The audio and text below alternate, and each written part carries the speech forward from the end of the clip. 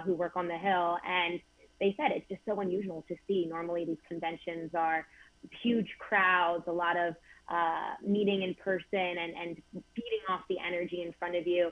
But in Andrew Mellon Auditorium, they're speaking from a podium with no one else in the room. And so it is strange. Of course, same thing last week with the Democratic National Convention, and just kind of an embrace of the new normal given the coronavirus pandemic. We're going to hear from Tiffany Trump, the president's daughter. She's going to talk about freedom versus stagnation. We're also going to hear from Senator Rand Paul. What's his message this evening? So Senator Rand Paul will be speaking about foreign policy and what he says is endless wars. No surprise if you've followed Senator Rand Paul over the past several years. But he'll say that President Trump is committed to bringing our troops home from the Middle East specifically, and just discussing how we need to get out of the Middle East and these endless wars. And I think that he'll be bringing up some key policies, potentially looking forward to what President Trump is doing. In an interview with Axios on HBO a few weeks ago, my colleague Jonathan Swan discussed this with President Trump, and the president said that he would be committed to reducing the troop size in Afghanistan to, or at least in the Middle East, to around 4,000. And I think that we might hear some of that again tonight. And in our remaining 30 seconds, any tweaks or adjustments from last night? I think, again, the positive nature, I think they'll be trying to be more positive tonight. And I think we might see more videos interspersed. I heard from some Republicans critiques of how much talking there was from that lectern. So look for more videos. That's the scene inside the Mellon Auditorium. Elena Treen, who covers all of this for Axios.com. More later tonight. Our live coverage continues right now.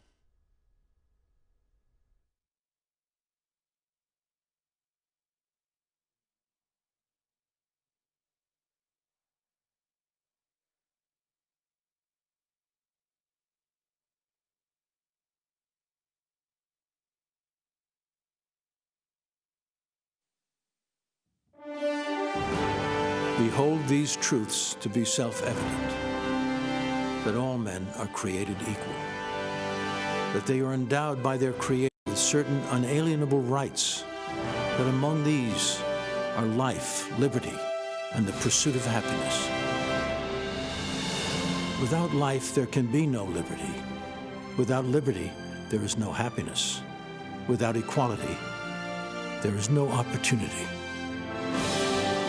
America has strived since its founding to promote equality under the law, to correct injustices, and to ensure opportunity for all. It is a work in progress, not always perfect. Some look at American opportunity and see only problems. They want equal outcome, not equal opportunities. They criticize without solutions, demand wealth without work. Their ways are historical failures evidenced by tyranny and poverty, a prevailing darkness in every country it has been tried. The American dream, inspired by American opportunity, is the engine of entrepreneurship. Oh, it's beautiful, Mike.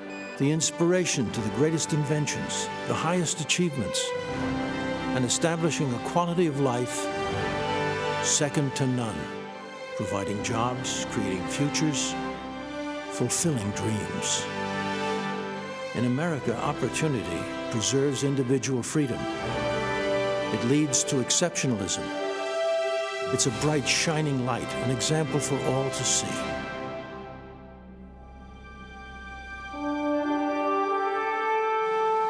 Tonight, we explore together America,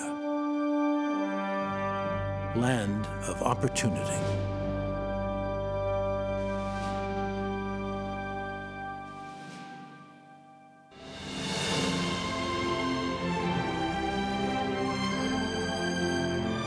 From Washington, D.C., welcome to the 2020 Republican National Convention. Tonight, celebrating America as the land of opportunity.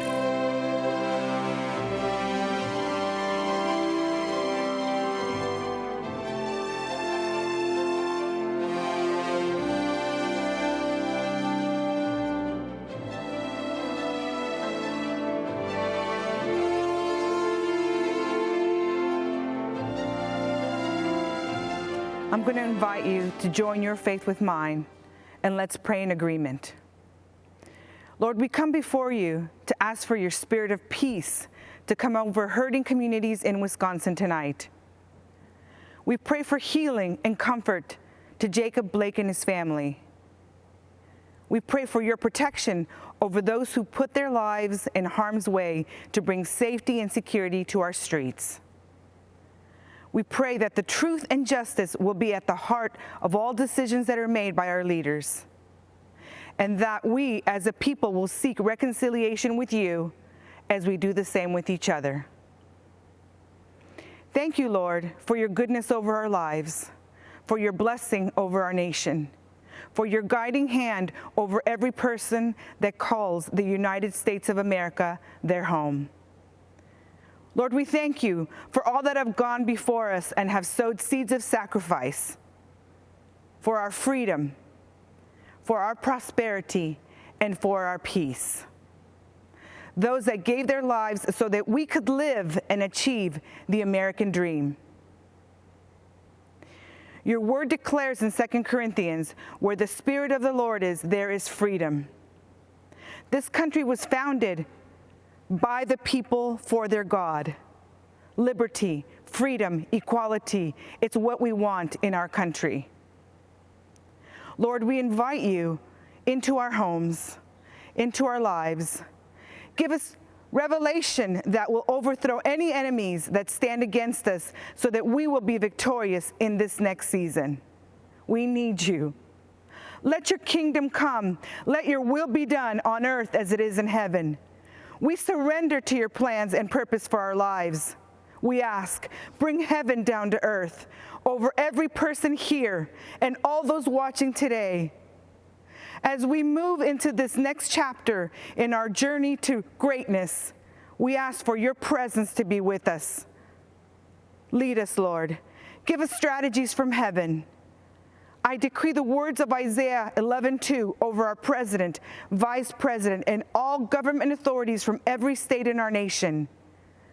May the Spirit of the Lord rest on him, the spirit of wisdom and understanding, the spirit of counsel and might, the spirit of knowledge and the fear of the Lord.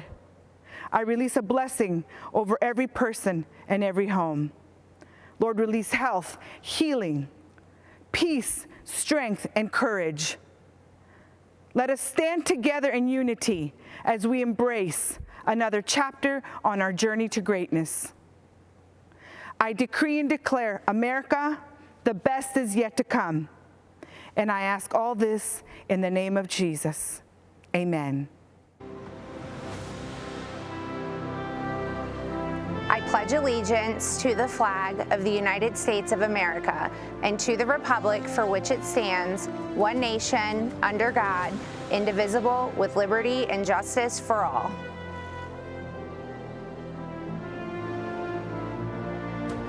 Yat-e. I'm Myron Lizer, the Vice President of the Navajo Nation. I give this address from the majestic rock spires of Shiprock, Sebet-ai, or Rock with Wings as known by our Dene people. It is here as well that many of our ancestral leaders sought to govern and lead a nation within a nation. They sought to lead their people into the promises of a better way of life for their children's children. It is also where they have not been as successful as the rest of America. Our First Nations people, the host people of the land, we are still here.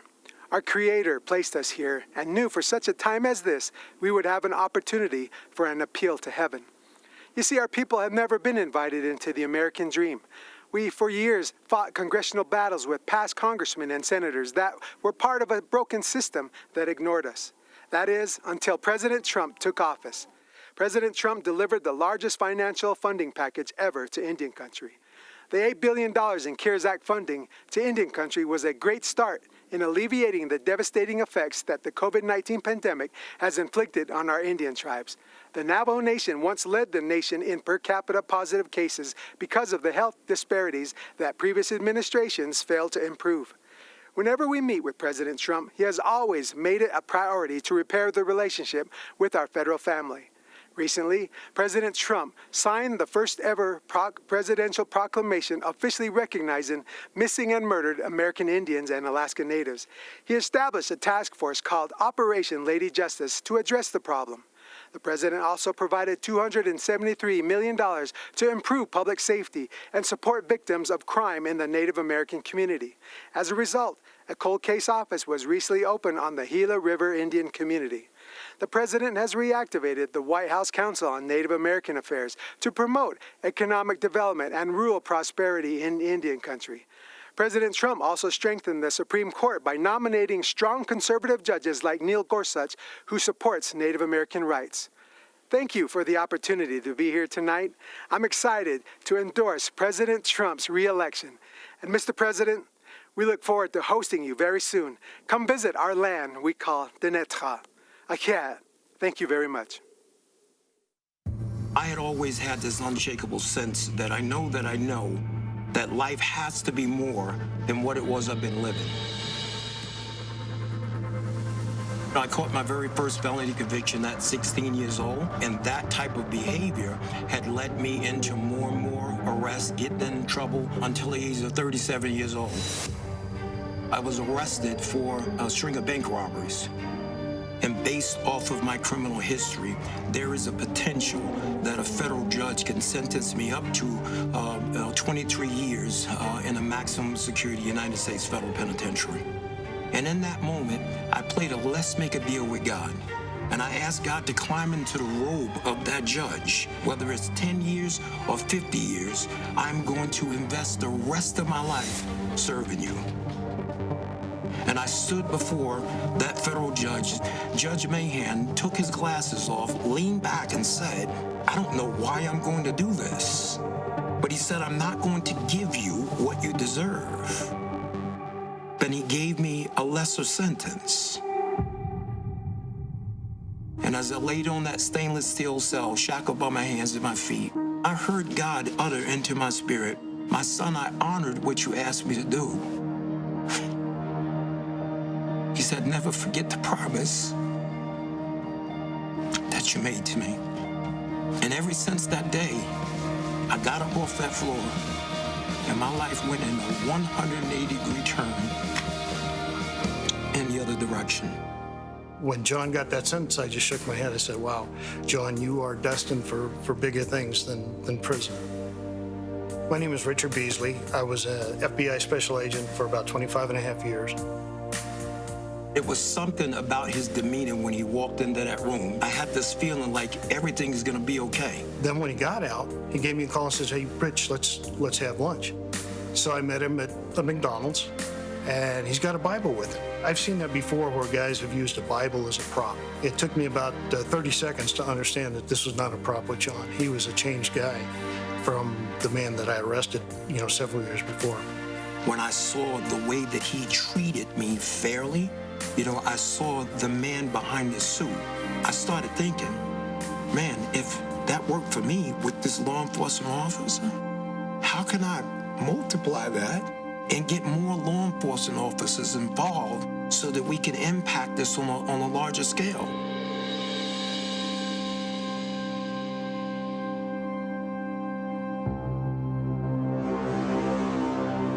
President Trump, he had made a bunch of promises. Let me just be transparent. When he first started talking about the things he was going to do, I'm sitting there going, wait a minute here. I mean, is he serious? Because everything that he was saying that he wanted to do was the stuff that needs to be done. And before he walked out that meeting that day, I promised I'll make it out there to, come speak at one of your graduations. I heard that they were phenomenal.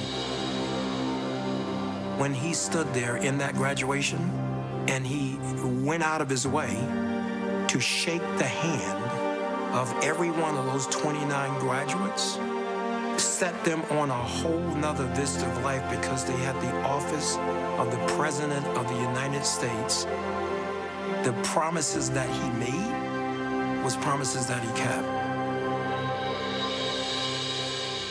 2 years ago, I was honored to tell John Ponder's story of transformation in the Rose Garden on the National Day of Prayer.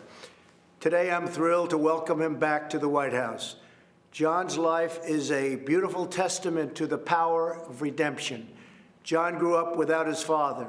As he tells it, my mother was strong, but she wasn't able to keep us out of the gangs and off of the streets, and they were violent streets. At the age of 38, he was arrested for bank robbery. While John was in prison, he began reading the Bible and listening to Christian radio.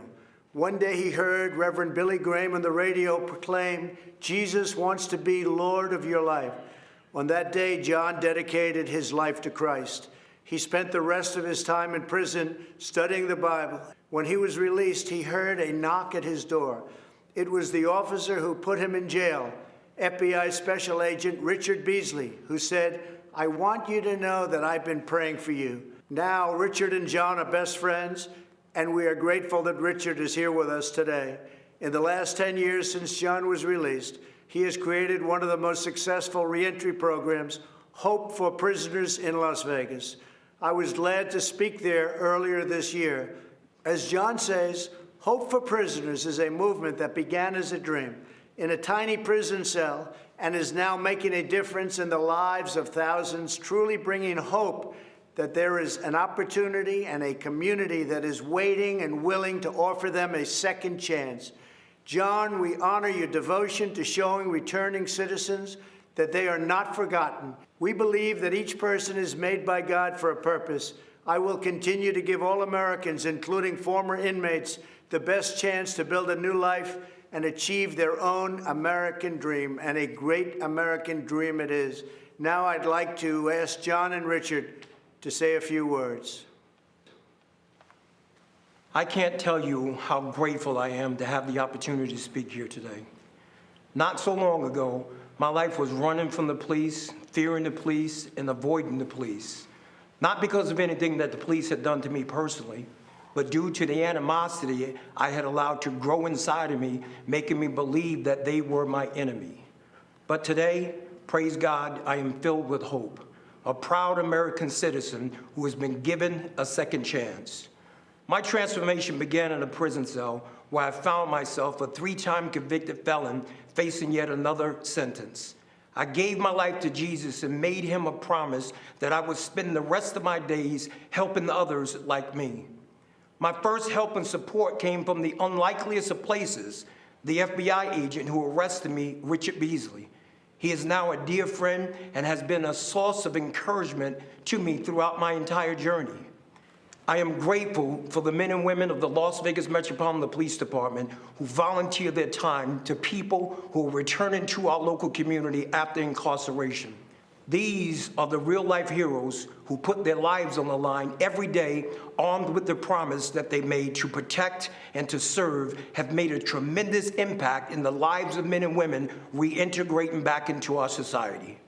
My hope for America is that formerly incarcerated people will be afforded the opportunity to take advantage of the fact that we live in a nation of second chances. My hope for America is that law enforcement and people in the communities across our country can come together and realize that as Americans, we have more in common than we have differences. My hope for our great nation is to continue on this path we are on of being the most prosperous country in the world. I'm so proud of John with his life's turnaround and for all the lives that he's helped to change. It may be hard to believe that as a retired FBI agent, one of my best friends is a person I arrested for bank robbery. When I met John 15 years ago, he was angry, scared, frustrated, and anxious about his future. On the drive to prison, I stopped at a convenience store and bought John a coffee and a donut. After he was sentenced, John sent me a necktie and a note thanking me for treating him like a gentleman. 5 years later, when he got out of prison, John called me and wanted to meet for lunch. He was a different man. He talked about starting a reentry program for men and women coming out of prison. Over time, John earned the trust and respect of the law enforcement community, many of whom volunteer in John's Hope for Prisoners program. I'm grateful for President Trump's commitment to criminal justice reform. On February 20th of this year, he was the guest speaker at the Hope for Prisoners graduation. He stayed much longer than scheduled to hand out diplomas to the 29 men and women who graduated that day. What a sight. The most important man in the free world shaking hands and pledging his administration's support to ex-offenders. Their families were there, the community was there. What a great second chance. I also appreciate President Trump's support for law enforcement. I always felt like I had strong support as an FBI agent, but there's nothing worse than knowing you're being second-guessed when you're doing your job. In certain parts of our country right now, law enforcement doesn't feel like they have the support from their local leaders. they're being painted with a broad brush, unfairly, with calls for defunding. But as President Trump knows, the overwhelming percentage of law enforcement officers are good, smart people who are doing their jobs very well. And they can change the world working with people like John. Thank you. So now I'd like to invite John's wife, Jamie, to join us as I grant John, I'm not sure you know this, a full pardon. So I don't know if you know that, Jamie. Come on over here. It's just an honor. And you have done incredible work. Thank you, sir. And all of Las Vegas and all of Nevada and all of every place in this country is very proud of you, the job you've done, bringing people back. And you're right, I was supposed to be there for 5 minutes. I stayed for an hour and a half because it was so interesting to me. Congratulations to both. Thank you, sir. Richard, thank you very much for the job you do. Thank you. Fantastic. Thank you.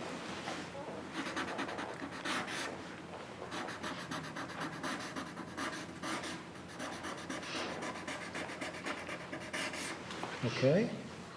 I think I'll give it to Jamie. What do you think?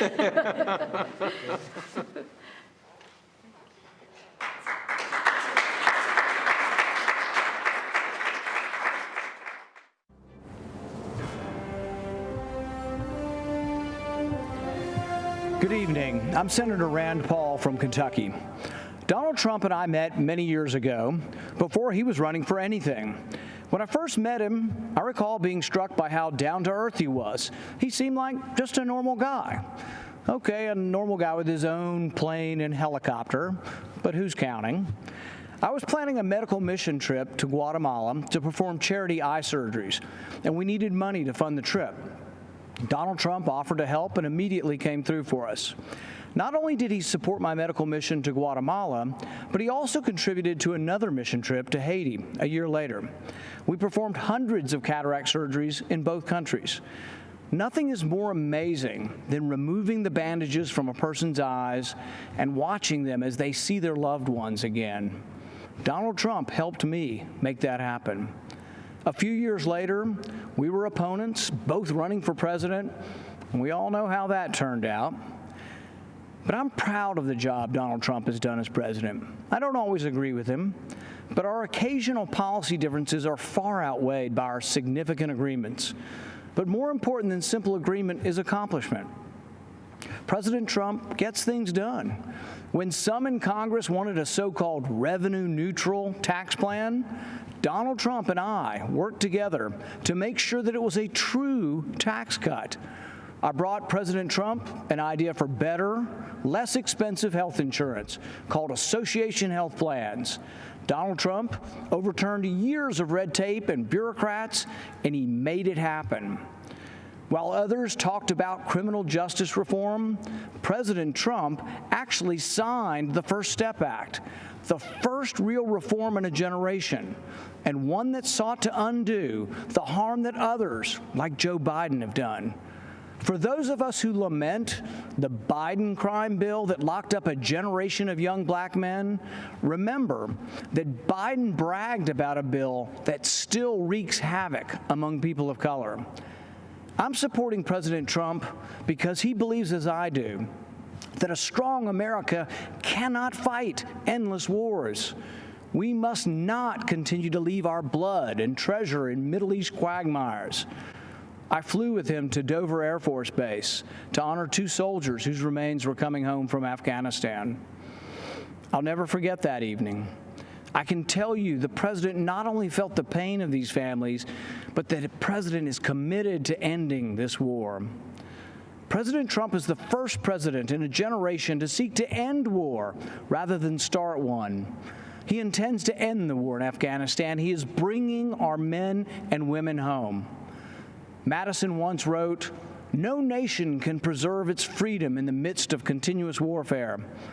I'm proud to finally see a president who agrees with that. Compare President Trump with the disastrous record of Joe Biden, who has consistently called for more war. Joe Biden voted for the Iraq War, which President Trump has long called the worst geopolitical mistake of our generation. I fear Biden will choose war again. He supported the war in Serbia, Syria, Libya. Joe Biden will continue to spill our blood and treasure. President Trump will bring our heroes home. If you hate war like I hate war, if you want us to quit sending $50 billion every year to Afghanistan to build their roads and bridges instead of building them here at home, you need to support President Trump for another term. So to our soldiers and their families, join me in supporting President Trump. To those of you who want lower taxes and better, less expensive health care, join me in supporting President Trump. To those of you who want to stand up and fight the socialists poisoning our schools and burning our cities, join me in supporting President Trump. Let's rebuild America together.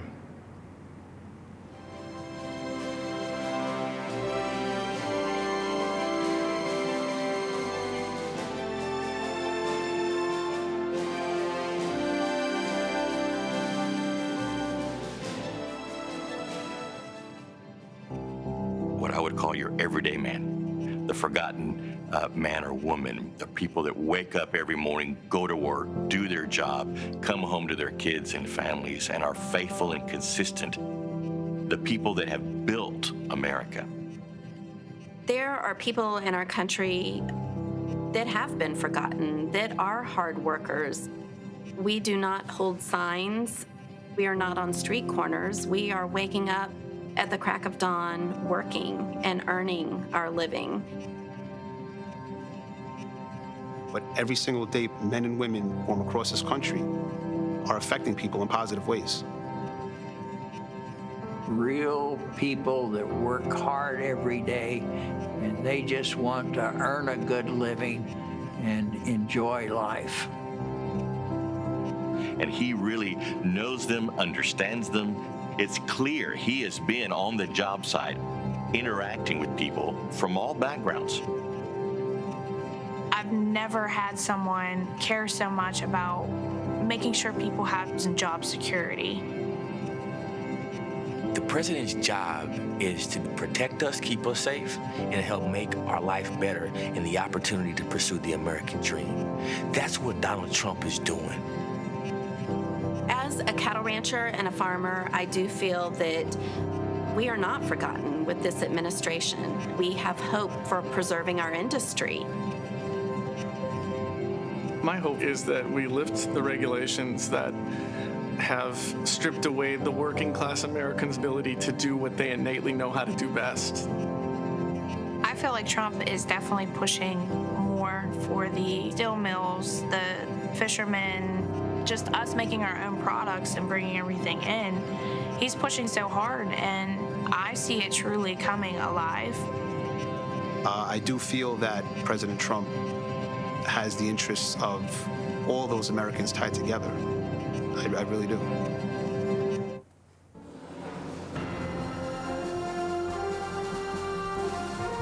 Good evening. My name is Jason Joyce, and I'm an 8th-generation lobster fisherman from Swan's Island, Maine. I make my living from lobster fishing, oyster farming, and providing eco-tours in the beautiful waters near Acadia National Park, where I have over 200 years of family history. I have to confess, I didn't support Trump in 2016. Skeptical that he shared my conservative views, I expected him to flip-flop on his campaign promises. But he has followed through on his promises, including last week when he brokered a deal to end European Union tariffs of 8% on Maine live lobsters and up to 20% on Maine lobster products, which is great news for Maine's lobstermen and women. I live on an island with 370 residents, and lobstering is how we provide for our families. Maine's lobstermen are true environmentalists. We practice conservation every day. If we didn't, we'd be putting ourselves out of business. 4 years ago, the Obama-Biden administration used the Antiquities Act to order thousands of square miles of ocean off limits to commercial fishermen. They did it to cater to environmental activists. Although Maine's lobstermen don't fish there, Obama's executive order offended us greatly. It circumvented the Fisheries Council's input. President Trump reversed that decision, reinstating the rules that allow stakeholder input, and he supports a process that seeks and respects fishermen's views. As long as Trump is president, fishing families like mine will have a voice. But if Biden wins, He'll be controlled by the environmental extremists who want to circumvent long-standing rules and impose radical changes that hurt our coastal communities. I strongly support President Trump's re-election. When he sees something isn't right, he's fearless in fixing it. He listens to working people. He nominates judges who respect the Constitution and the right to life. He keeps his word, like eliminating the European tariffs and moving the U.S. Embassy from Tel Aviv to Jerusalem. I hope you will join me this time in voting for President Trump. Stand up for your country. Thank you.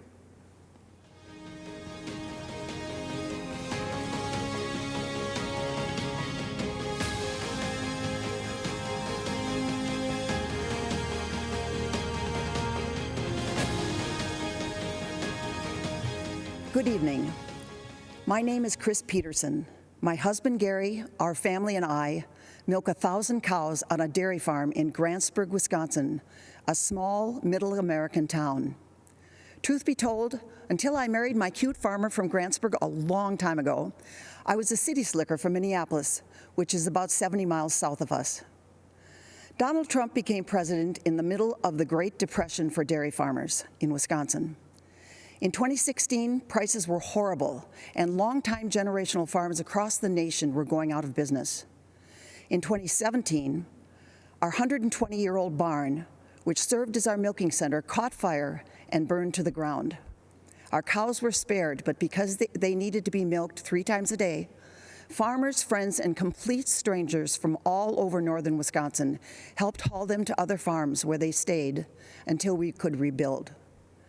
By the end of 2018, we had a new state-of-the-art robotic milking facility that allows our cows to milk themselves 3 times a day. At about the same time, President Trump's economic boom began helping dairy farmers across the nation. As a businessman, President Trump understands that farming is a complicated, capital-intensive, and risky business. More than any president in my lifetime, he has acknowledged the importance of farmers and agriculture.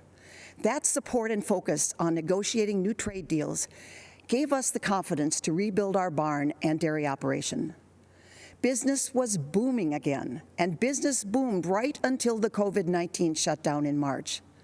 Many people probably don't realize that our country is one of the few in the world that produces nearly all of its own food. Fewer still understand how close our food production and distribution system came to collapsing this past spring. But President Trump understood and again took steps to provide the supports we needed. President Trump took the necessary action knowing that agriculture is our backbone and strength, critical to our national security. Our entire economy and dairy farming are once again roaring back. One person deserves the credit and our vote, President Donald J. Trump.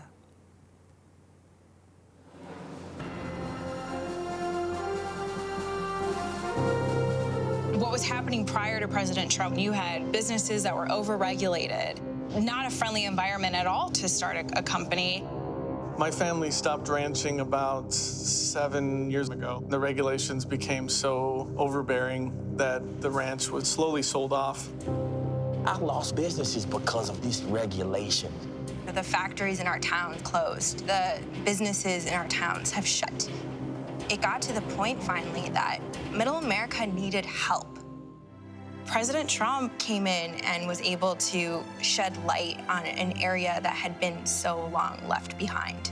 Tax Cuts and Jobs Act was huge, especially for a community like ours that has a lot of small businesses, manufacturing, deregulation, fair trade, real life policy changes that affected real Americans. An amazing opportunity to get ahead, to have our businesses, to have our children educated, of school choice. That is something that's huge for parents right now, especially Black moms whose kids are trapped in failing school districts. Before COVID hit, Black unemployment rate was at the lowest ever. I've seen the numbers of employees go up, and they're earning a lot more for their family than what they had previously. What this administration has done, simplifying the government, it's really cut the handcuffs off of America again and allowed us to grow and move forward in a way that I have never seen in my lifetime. When you pull regulation and allow small companies to go out there and be able to play in the game, That is the American dream. People feel that they can support and have a family, and it can build and make us stronger as Americans. What could be taken away if he doesn't win again? Joe Biden said the first thing he's going to do is increase taxes on everyone. Over-regulating and making it where a small business can't grow. That's taking away the American dream.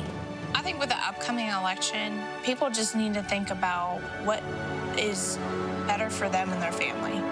The president's job is to be the CEO of our country, and he's doing his job. He has improved jobs, he's improved health, he's improved wages, he's cut taxes. I could go on for an hour and a half. The plan was working.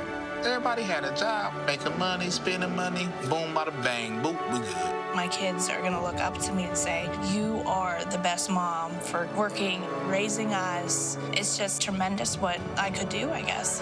This is somebody who loves his country. He's truly fighting for the American people. Hello, folks. You know me from TV and radio. I'm Larry Kudlow. Years ago, I worked for Ronald Reagan. More recently, I helped the team craft Donald Trump's economic plan during the campaign. It was a roaring success.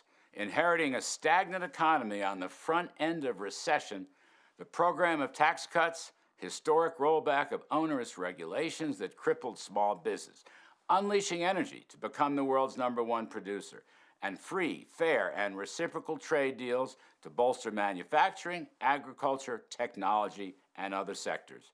The economy was rebuilt in 3 years. Unemployment fell to the lowest rate of 3.5%.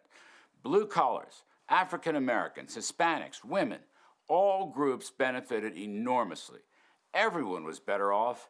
A rising tide lifted all boats. Then came a once-in-100-year pandemic. It was awful. Health and economic impacts were tragic. Hardship and heartbreak were everywhere. But presidential leadership came swiftly and effectively with an extraordinary rescue for health and safety to successfully fight the COVID virus.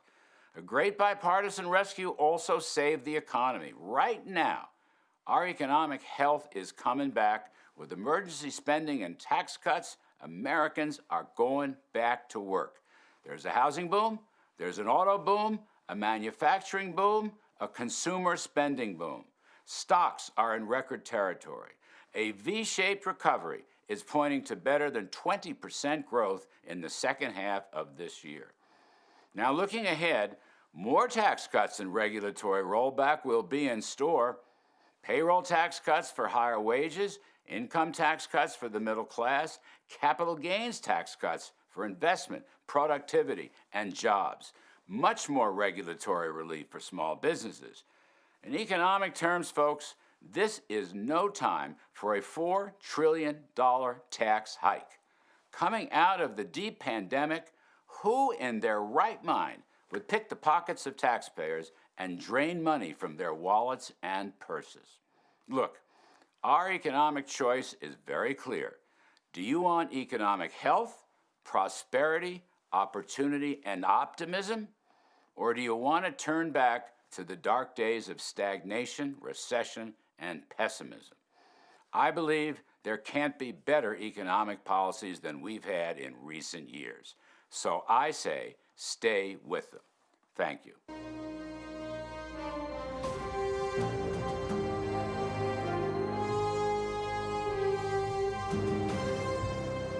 I'm John Peterson, owner of a second-generation metal fabrication business called Shooty Metals. We've been stamping our products and services made in the USA since 1957. My brother and I purchased the business from my uncles almost 38 years ago. What was a 12-person shop has now grown into a company employing 165 people today. Like most companies that are successful over the long run, we had to reinvent ourselves as the market changed. 6 years ago, we invested heavily in our business, just as a great recession appeared. Barack Obama and Joe Biden, two career politicians who knew nothing about business, couldn't get the government out of our way, and it put our business in a tailspin. Sadly, we were forced to make decisions which included cutting staff. A torturous experience when our employers are like family. The Obama-Biden-era banking regulations left us no choice. It tied our lenders' hands, and it deprived us of the lifeblood of our business, capital. We scratched and we clawed for 2 years, and then everything changed. Donald Trump was elected president, and he knew what it was like to build a company and create jobs. One of the first things he did was to cut red tape and put an end to draconian-type banking regulations. He also cut taxes on small businesses, allowing us to be more competitive both domestically and internationally. In fact, we increased revenues by 25% for 2 years in a row. By getting rid of the job-killing NAFTA and negotiating the U.S.-Mexican-Canada trade agreement, President Trump ensured a more competitive playing field for American companies. Even with all the challenges presented by the coronavirus, President Trump is rebuilding, and our economy is roaring back again. But when I hear that Joe Biden is ready to raise taxes, crush us with regulations, and weaken our international trade position, I shudder. We simply cannot endure a Biden-induced recession. Some will struggle, some will not survive, and working men and women of America will get crushed yet again. This is not time to hand our government over to a washed-up career politician who will be nothing but a puppet of the radical left Democrats. As a lifelong resident of Wisconsin, I'm a fan of the Badger football team. Many may not realize that the Wisconsin Badgers and the president share 3 common qualities. They are smart, they're tough, and they're dependable. And as a businessman, I can tell you that those qualities we need in our country's leader, and that's why we need to re-elect Donald J. Trump.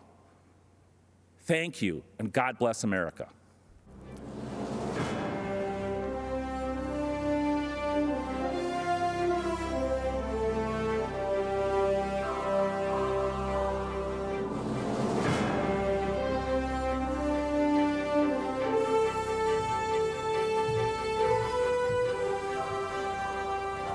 Good evening.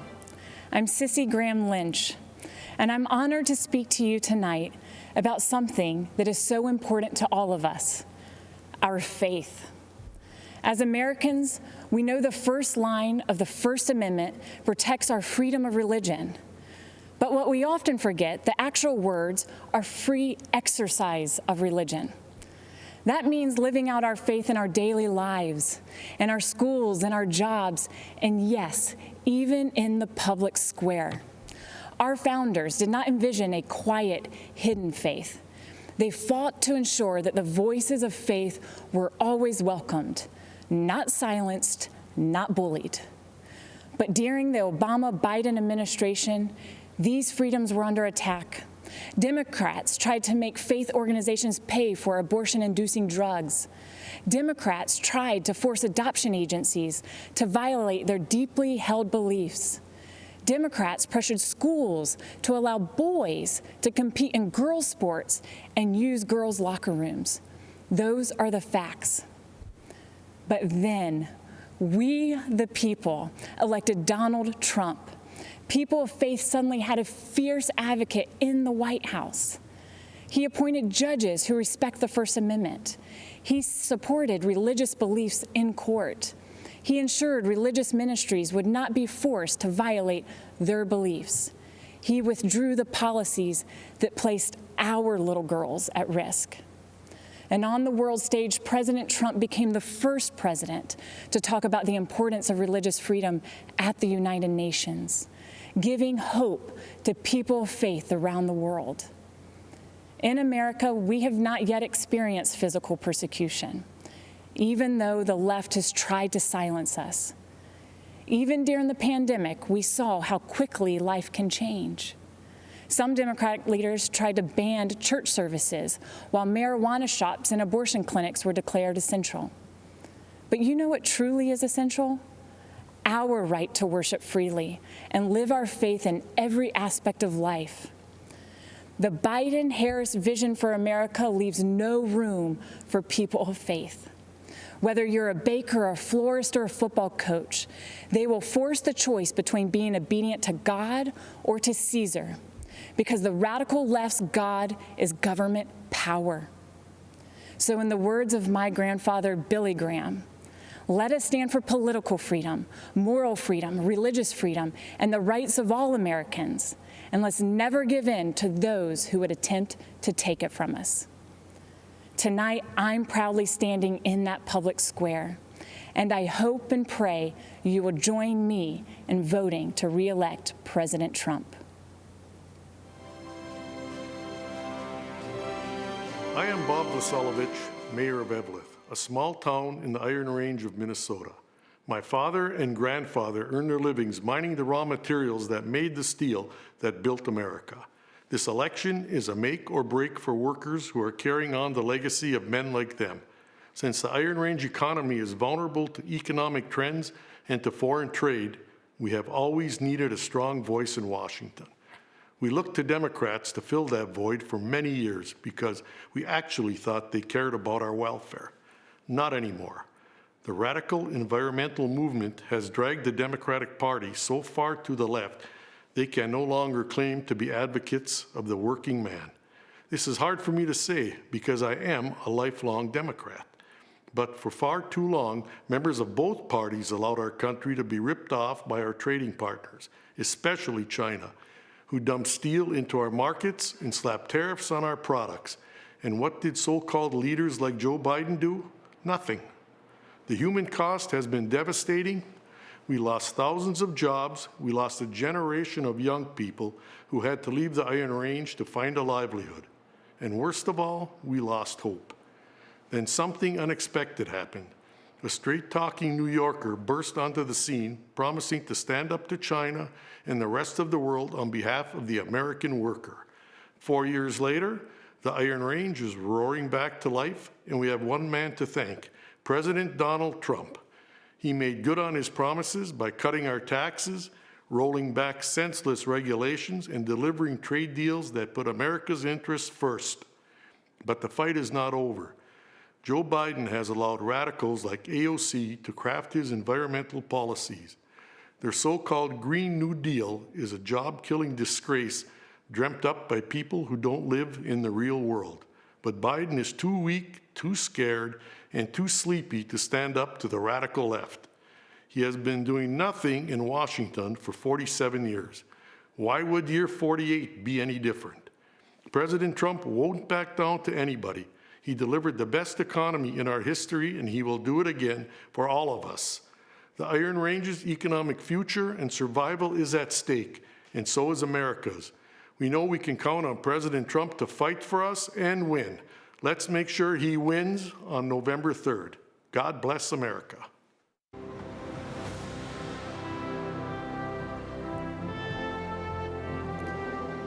My name is Abby Johnson, and I spent 8 years working for Planned Parenthood, but today I'm a pro-life activist.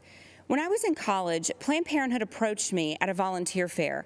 They talked about helping women in crisis and their commitment to keep abortion safe, legal, and rare. I was convinced to volunteer and later offered a full-time job as a medical assistant before my promotion to director of the clinic. I truly believed I was helping women, but things drastically changed in 2009. In April, I was awarded Planned Parenthood's Employee of the Year Award and invited to their annual gala where they present the Margaret Sanger Award, named for their founder. Now, Margaret Sanger was a racist who believed in eugenics. Her goal when founding Planned Parenthood was to eradicate the minority population. Today, almost 80% of Planned Parenthood abortion facilities are strategically located in minority neighborhoods. And every year, Planned Parenthood celebrates its racist roots by presenting the Margaret Sanger Award. Later in August, my supervisor assigned me a new quota to meet, an abortion quota. I was expected to sell double the abortions performed the previous year. When I pushed back, underscoring Planned Parenthood's public-facing goal of decreasing abortions, I was reprimanded and told abortion is how we make our money. But the tipping point came a month later when a physician asked me to assist with an ultrasound-guided abortion. Nothing prepared me for what I saw on the screen. An unborn baby fighting back, desperate to move away from the suction. And I'll never forget what the doctor said next.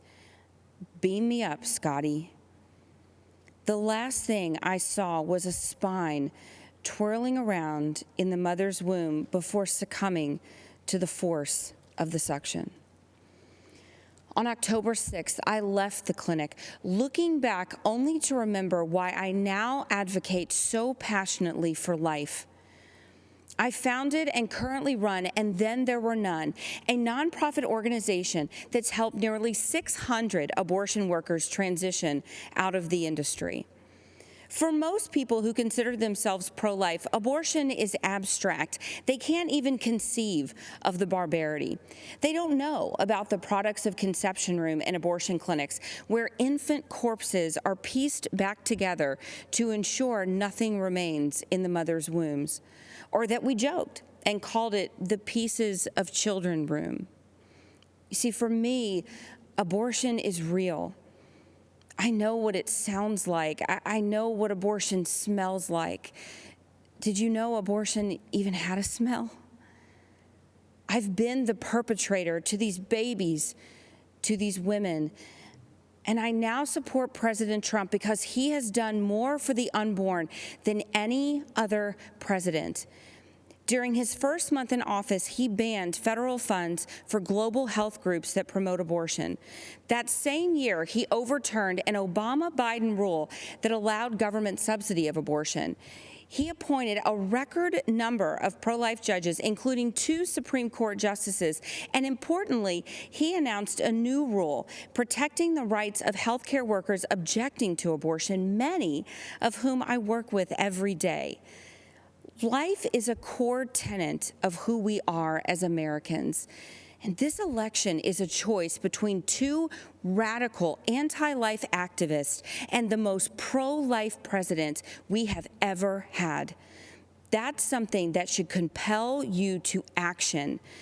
Go door to door, make calls, talk to your neighbors and friends, and vote on November 3rd. Take action that reelects our president, and do it with our very most vulnerable Americans in mind, the ones who haven't been born yet.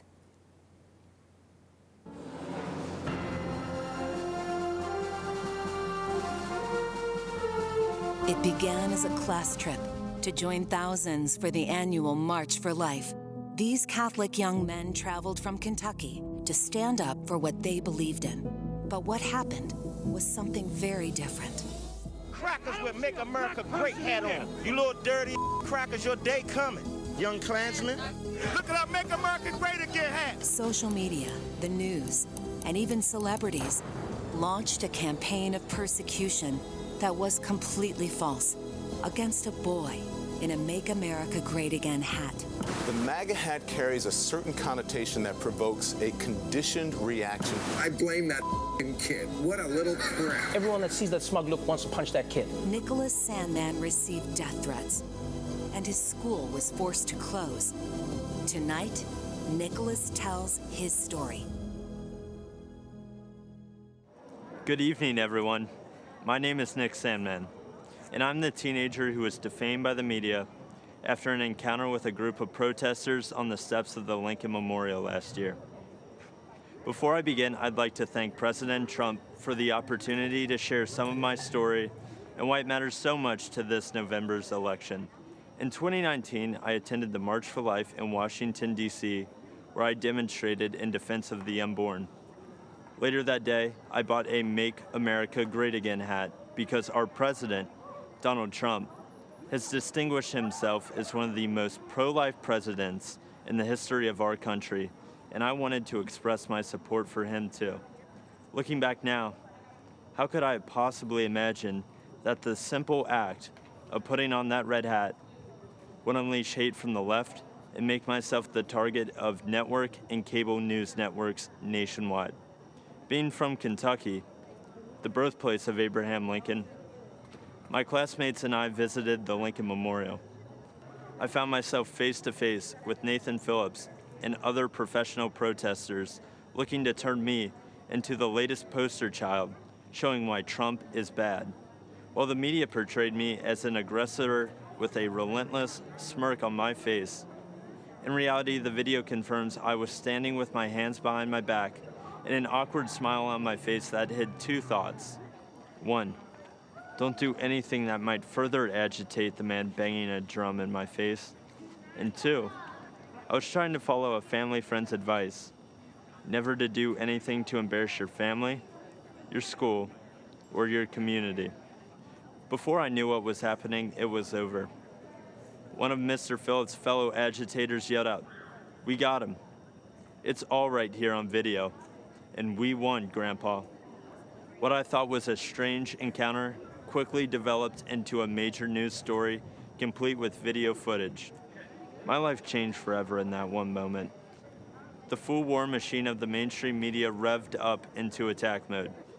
They did so without researching the full video of the incident, without ever investigating Mr. Phillips' motives, or without ever asking me for my side of the story.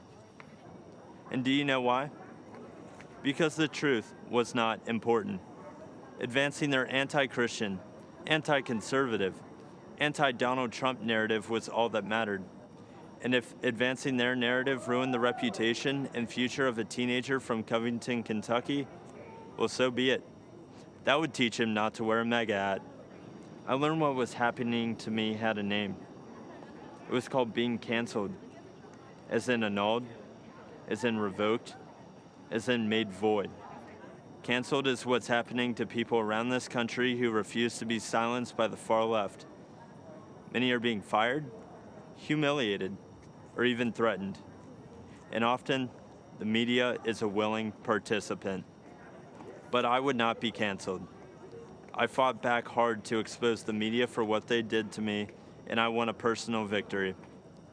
While much more must be done, I look forward to the day that the media returns to providing balanced, responsible, and accountable news coverage.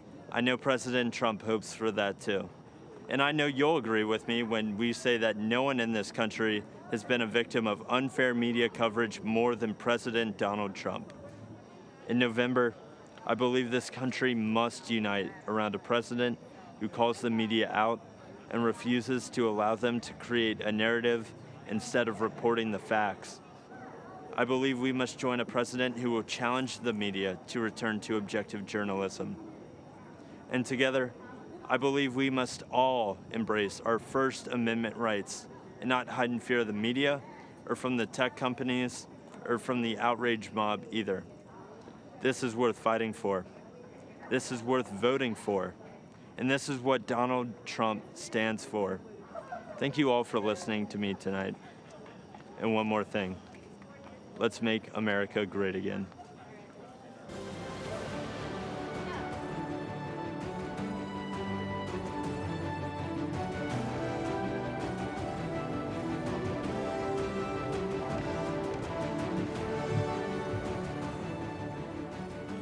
I'm Pam Bondi. Our party's theme tonight is America, the Land of Opportunity. And listening to the stories of discoveries and deliverance, you can't help but be proud to call this country home. But for Joe Biden, it's been the land of opportunism, not opportunity. As a career prosecutor and former Attorney General of Florida, I fought corruption, and I know what it looks like, whether it's done by people wearing pinstripe suits or orange jumpsuits. At the Democrats' convention, we were told to look at Joe Biden as the model of integrity. But when you look at his 47-year career in politics, the people who benefited are his family members, not the American people. Let's take a closer look. We all know about Joe's son, Hunter Biden, a corrupt Ukrainian oligarch, put Hunter on the board of his gas company, even though he had no experience in Ukraine or in the energy sector. None. Yet he was paid millions to do nothing. He only had one qualification that mattered. He was the son of the man in charge of distributing U.S. aid to Ukraine. And recently reported information revealed that a few months after Hunter Biden joined that corrupt company's board, the Obama-Biden State Department began doing business with them, even when it remained under investigation for corruption. And it gets worse. That very same company was being investigated by a Ukrainian prosecutor. Joe Biden, the Vice President of the United States, threatened to withhold aid to Ukraine unless that same prosecutor was fired. And then he was fired. Hunter only resigned from that board just before his dad announced his campaign for president. Now let's talk about China. Fact, Joe Biden flew to China on Air Force Two with Hunter along for the ride. They said he was just there as a family member, but we know that's untrue. In Beijing, Hunter didn't just go sightseeing. He had meetings with his Chinese bank partners. Hunter even arranged for his dad to meet with one of the partners. 10 days later, those Chinese communist bankers approved millions to go to Hunter's firm. And those bankers work for the Chinese Communist Party, which oppresses their people, cheated American workers for decades, and covered up a deadly virus. To this day, Hunter controls a 10% stake in that firm. And Joe Biden's done more than look the other way on China. He said, "The Chinese aren't our competition. Come on, man, they're not bad folks." Come on, Joe. Talk to the folks in Middle America who lost countless jobs to China while your son was getting rich with them.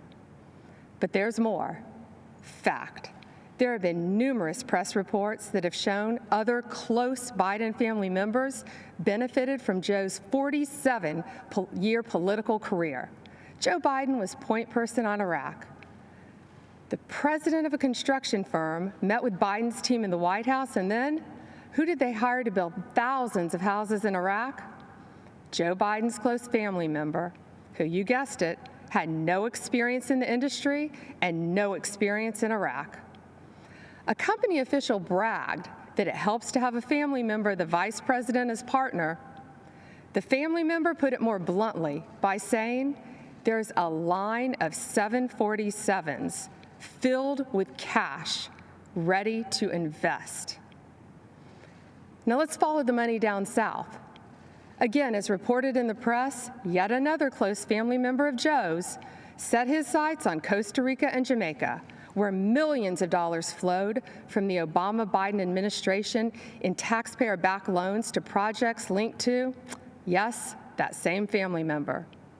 These aren't isolated incidents. It is a deliberate pattern of conduct. And that's just what he did as vice president. Imagine what he'd do as president. How many American families would be allowed to get away with this? Why should there be one standard for the elite political class and another set of rules for the rest of us? When millions of Americans voted for Donald Trump, they knew he'd be different, and he is. He's a tough, no-nonsense outsider who can't be bought or intimidated. He won't even take a paycheck from the American people. He donates his paycheck to charities across this country. Democrats have been lecturing America about integrity for 4 years, while their nominee has been writing the textbook on abuse of power for 40 years. If they want to make this election a choice between who's saving America and who's swindling America, bring it on. Joe says he'll build back better. Yeah, build the Bidens back better. Our president is in this to build a safer, better, and stronger America, and he will finish what he started to keep this a real land of opportunity for everyone. If you want to check your voting status, secure your ballot, or register to vote, text VOTE to 88022. Remember, the best is yet to come.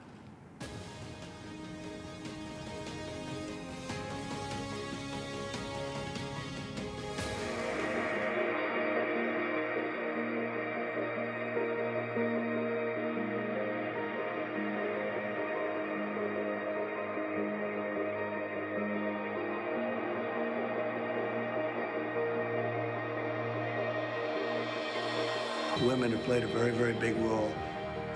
The level of genius is unbelievable, frankly. You're what? You've got 70, 80 years on this earth? What are you going to do with it? Are you going to make that difference? Are you going to say, I was there for the big battles in our country to save America? It's what I feel very much called to do ever since I was a very young girl. In 2016, Donald Trump made his historic run for the office of United States President. Knowing the monumental task he would be undertaking, he rested all of his hopes for winning on one woman.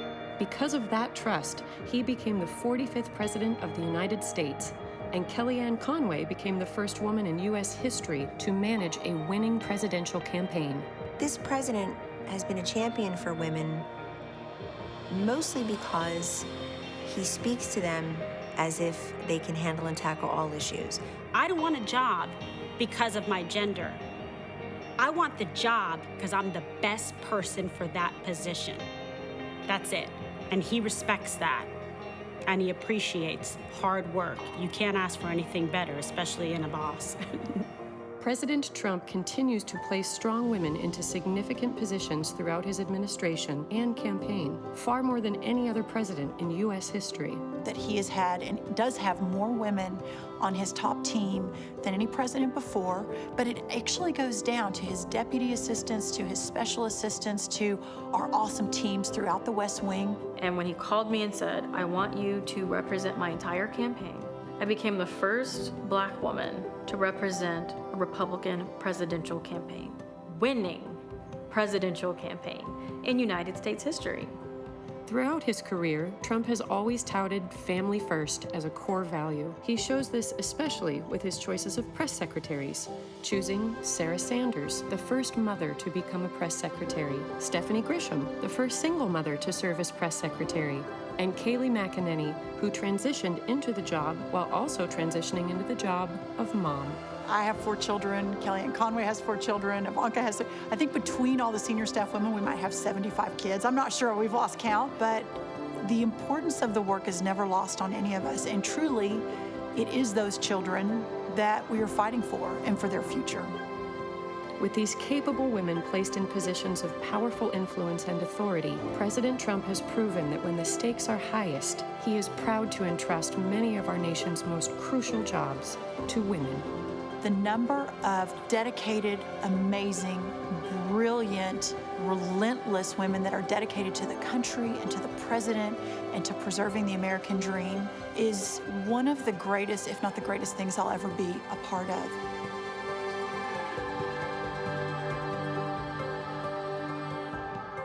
Only the president would say, let's take that stay-home mom and have her run the party. What a smart guy.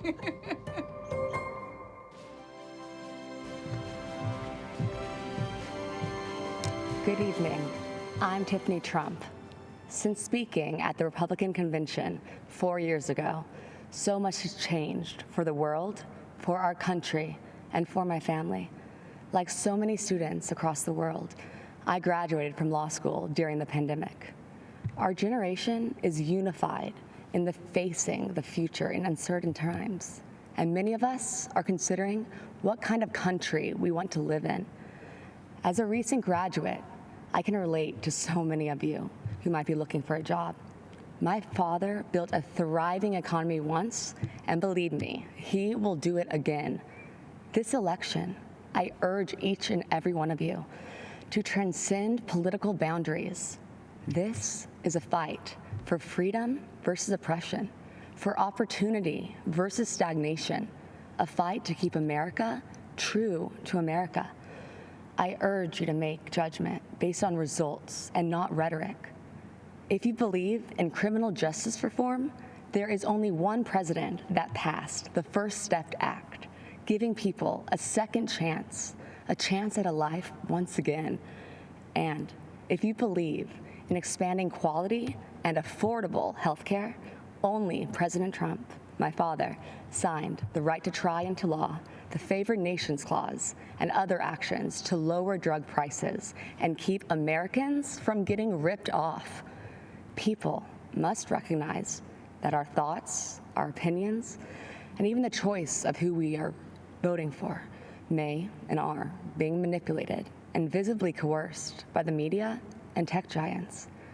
If you tune into the media, you get one biased opinion or another.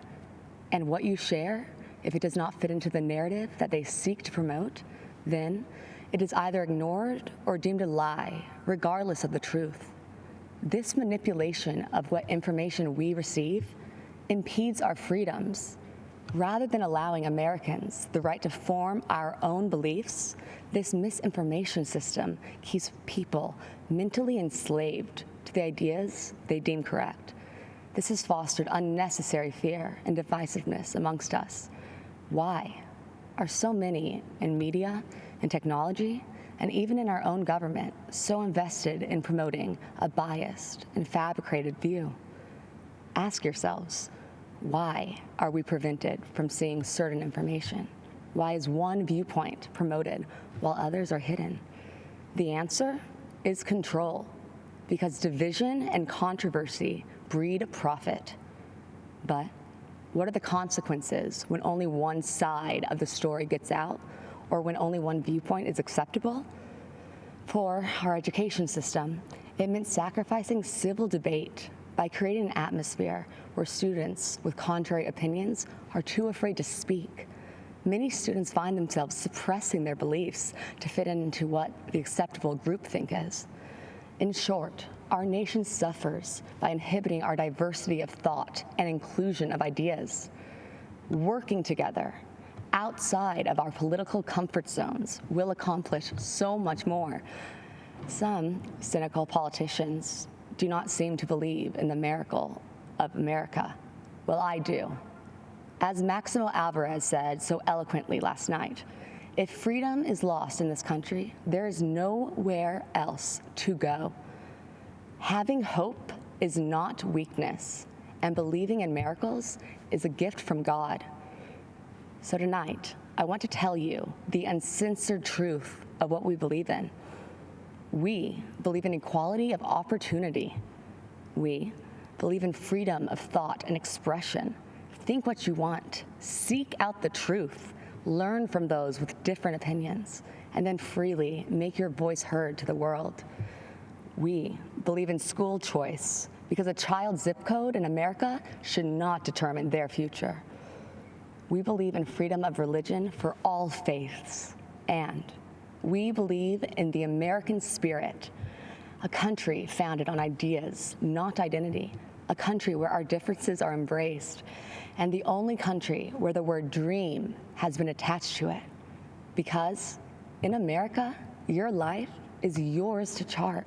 So if you're hearing these things and thinking to yourself, that is the kind of country that I want to live in, well, whether you realize it or not, you are a Trump supporter. I encourage you to see beyond the facade that so many other politicians employ. They mask themselves in disguises of decency as they try to pressure us to mask our own identities and beliefs. My father is the only person to challenge the establishment, the entrenched bureaucracy, big pharma, and media monopolies to ensure that Americans' constitutional freedoms are upheld and that justice and truth prevail. My father does not run away from challenges, even in the face of outright hatred, because fighting for America is something he will sacrifice anything for. He dreams big dreams for our country, and he is relentless at achieving them. You see, Make America Great Again is not a slogan for my father. It is what drives him to keep his promise of doing what is right for American citizens. The energy of change and opportunity is with us. God has blessed us with unstoppable spirit, His spirit, the American spirit. My dad has proven to be driven by that spirit.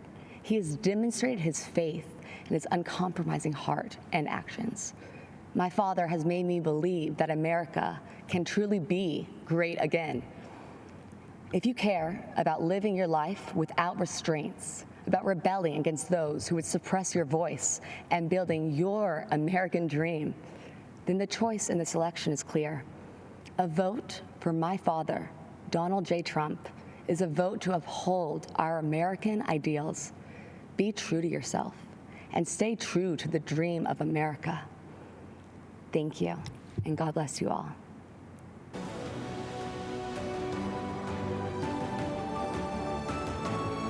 I'm Kim Reynolds, Governor of the great state of Iowa. I love this state, and I'm so proud to serve its people.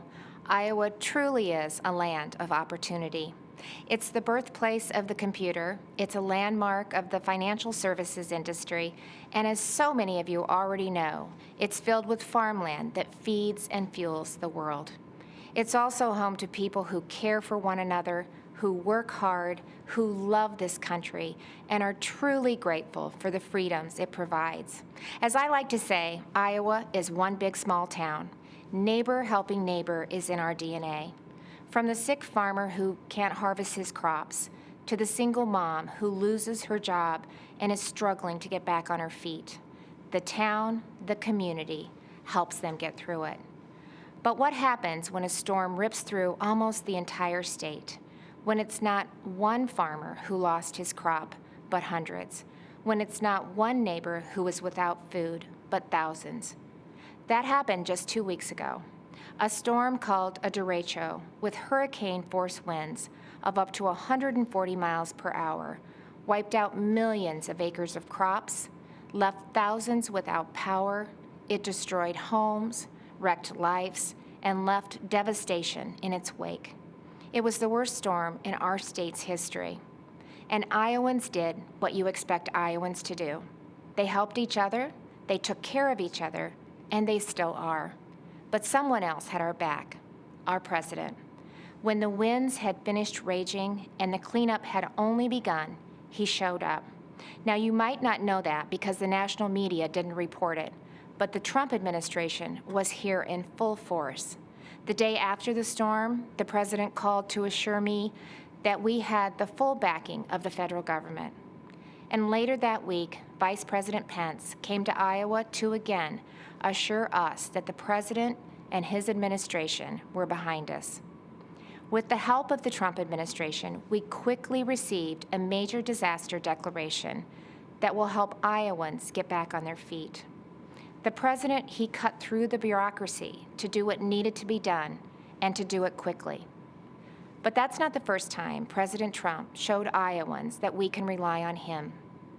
In 2019, when 100-year floods breached nearly every levee and devastated communities large and small along the Missouri River in Iowa, Nebraska, and Missouri, the president approved our request for aid in record time, in just 2 days. Well, this year, he did it in less than 24 hours. So whether it's providing needed relief to farmers who were the target of China's unfair trade practices, hammering out new free and fair trade deals, or fighting for workers and small businesses who were hit hard by COVID-19. We have a president and a vice president who get things done. And because of President Trump and his leadership, our country is able to bounce back from setbacks and see opportunity grow and thrive. This is an administration of action and outcomes. They are delivering every day on their promise to make America great again. And that's exactly why we need to re-elect President Donald J. Trump in November. Thank you, and may God bless the United States of America. America, the land of opportunity, a country where your own resolution to succeed is more important than any other. Abraham Lincoln's words from 165 years ago still resonate today because of who we are and because of what we are. A country where a boy born into poverty in a log cabin, raised right here on the frontier of Indiana, could educate himself, become a lawyer, become a president of the United States who would preserve the Union, abolish slavery, and save the nation. As a fellow Hoosier, visiting Lincoln's boyhood home has always been a treasured experience for me and my family. It's a place that made Lincoln. It shaped Lincoln and defined the man that Lincoln would become. America is the land of opportunity. As President Donald Trump declared at Mount Rushmore, in America you can do anything. You can be anything. And together, we can achieve anything. Every day, President Donald Trump is fighting to protect the promise of American liberty. Every day, our president's been fighting to expand the reach of the American dream. And on every single day, without fail, President Donald Trump has been fighting for you. So tonight, I'd like to introduce you to a few remarkable Americans who represent that solemn pledge, who embody our president's unbreakable devotion to ensuring that America is a land of unlimited opportunity for all. Jack is an 8-year-old from Wisconsin who was struggling academically and socially in school. But Jack's mom, Sarah, who works 3 jobs to support her son, applied for Wisconsin's school choice voucher program. We're glad that we were able to get the school choice voucher to go to that school. With Jack, he would have slipped through the cracks in public schools, and having the option to go to a school that fits him has been a real game changer for us. And I know that because of that opportunity that he's going to succeed and he's going to achieve that goal of being an apparatus engineer, if that's what he chooses to stick with. Laura McClin is a mother of another inspiring boy, Jordan. Jordan has Duchenne muscular dystrophy, a fatal muscle weakening disorder. Jordan was at my side in Indiana when, as governor, I signed a law allowing terminally ill patients to access experimental drugs not yet approved by the FDA. In 2018, President Trump signed the landmark federal Right to Try bill into law. Thanks to the president's leadership, critically ill patients have the right to access life-saving experimental treatments. We started fighting for Right to Try, which basically says if you have a terminal illness and there's a drug that exists and you don't qualify for the clinical trial, there's no other way to receive it. This is a unique pathway that allows you to have access. You made us a promise back in Indiana that you would do whatever it took to help Jordan, and we're so grateful that you joined us on this journey and stuck it out until it became law so that other people could access treatments. So, Jordan, if President Trump was standing right there, what would you say to him today about Right to Try? Thank you for being a hero to everybody in the country. Judge Cheryl Allen made history in 2007 when she became the first African-American woman to be elected to serve on the Pennsylvania Superior Court. It's because of leaders like Judge Allen that our nation has overcome our greatest challenges. In this time of racial division in the country, yes, do you see faith and values and the strong stand that President Trump has taken for equality of opportunity as a pathway toward bringing the country together? As a senior citizen, I'll leave it at that. I know what racism feels like, but I also know that but for my being in this country, I would have never been able to achieve the things that I have been able to achieve.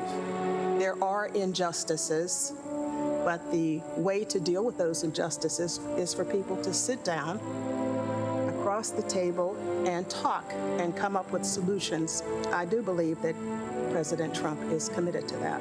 In 2016, I have to confess that I really did not know candidate Trump at the time, but I have to say that he really won me over. Gino's a truck driver from Ohio who heard politicians for years make empty promises about defending American jobs, only to see those promises broken again and again. And in 2019, when General Motors closed its plant in Lordstown, Ohio, President Donald Trump refused to stand by and watch it happen. And as Gino observed, this president reached out to General Motors to find a way to bring jobs back to Lordstown. And plans were soon set into motion to create Lordstown Motors. President Trump says, this is how we fix it. And I thought, well, that's a simple solution. There's no other president who could have done it. There's no one that has even tried to do it. President Trump's a doer. He appreciates every one of us, and I know he does. I've seen it. When he said, make America great again, that was his task. That wasn't his slogan. That was his task. And every hat you see that says MAGA on it, that's what your president's doing for you. Thank you, Mr. President, for keeping the promises that you made. And then there's Pastor Aaron Johnson. Today, he's the executive director of the Tulsa Dream Center, a nonprofit that provides education and medical services and food to those in need. AJ, you've got a great personal story. When you see the way this president, this administration have been leaning in to create opportunities, investments in communities around the country to create jobs, expanding educational choice, what does that mean to the families that you serve every day? It means so much to our families. I did grow up in a single-parent home, and so we serve over 600 boys and girls right now on a daily basis, even in COVID. And so for us to give these moms to have an opportunity to take more money on their check, on their paycheck home back to them, to have their children be able to go to a school that they may not have the opportunity to otherwise, it means so much to us. There's been so much greater opportunity for individuals to come together in any walk of life. People have really been able to see such a positive change and been filled with hope, especially throughout this time. Lydia left hearth and home, friends and family in Honduras to pursue a better life here in America. While raising their 4 daughters, Lydia and her husband run a small business that creates security systems. But just months after their business was up and running, our nation was struck by a global pandemic. That's when President Donald Trump stepped in and enacted the largest financial relief package in American history. Her small business stayed in business, and her American dream kept running strong. What did the Paycheck Protection Program mean to your company as the coronavirus struck? Yeah, it was a huge, tremendous help and a big blessing. And so we applied, we were accepted really quickly. We're so grateful. You can't believe how much relief we had. We want to continue serving our clients. We want to continue growing our economy, right? We want to all continue to move forward. So we were able to make it. Because of the support of family and friends, the government. I tell my children, they are born here in the U.S. And I tell them, you are so blessed to live in America.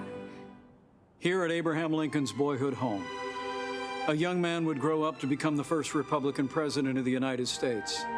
And today, another Republican president is fighting to preserve that same noble legacy of freedom.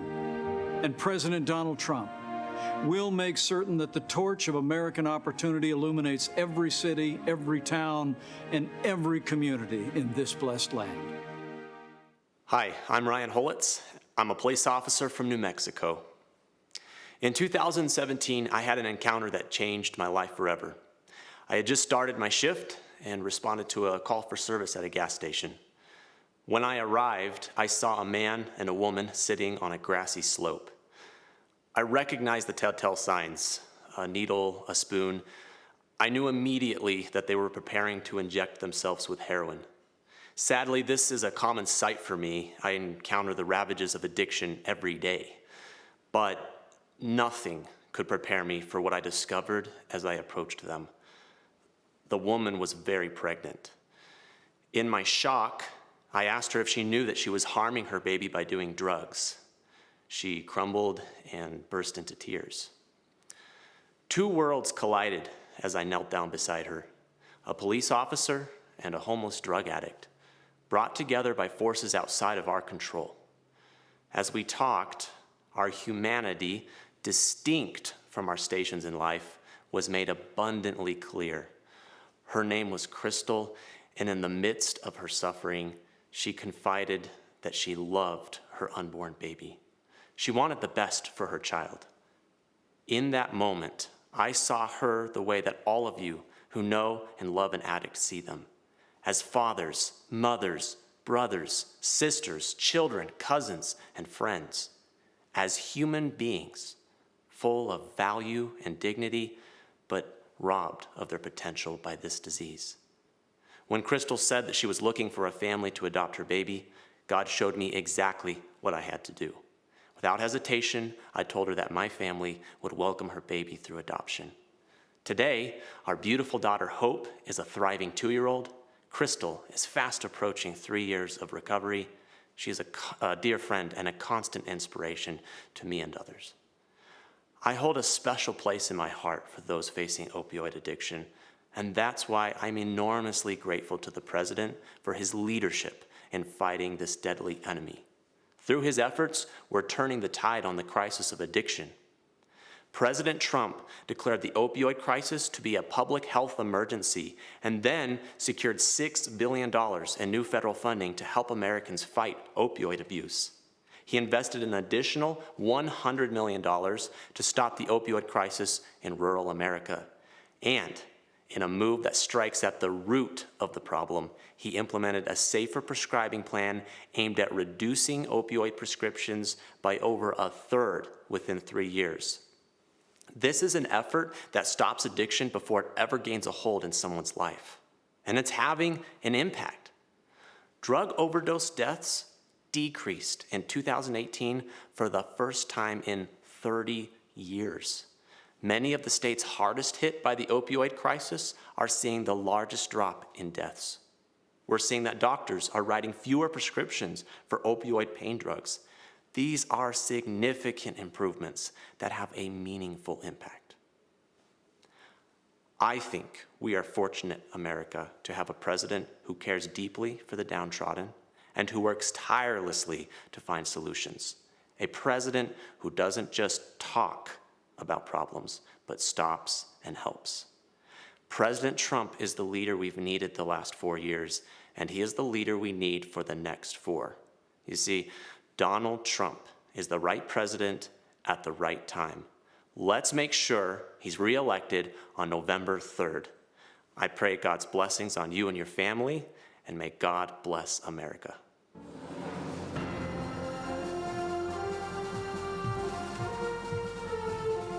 Good evening. My name is Jeanette Nunez, and I'm proud to serve as Lieutenant Governor of the great state of Florida. Tonight, I'm honored to share my story of faith, family, and American freedom. As the daughter of Cuban immigrants, my story began in 1959, before I was born, when my parents' dreams of a prosperous life became a nightmare. Chaos spread quickly when Fidel Castro took control of Cuba. The government confiscated private property, stealing people's homes, farms, and businesses. For my parents, the difficult decision to flee communist Cuba came when the Castro regime abolished religious freedom. Fellow Americans, the fabric of our nation is in peril. Daily, the radical left systematically chisels away at the freedoms we cherish. They peddle dangerous ideologies, cower to global progressives, and normalize socialism to dismantle our Constitution.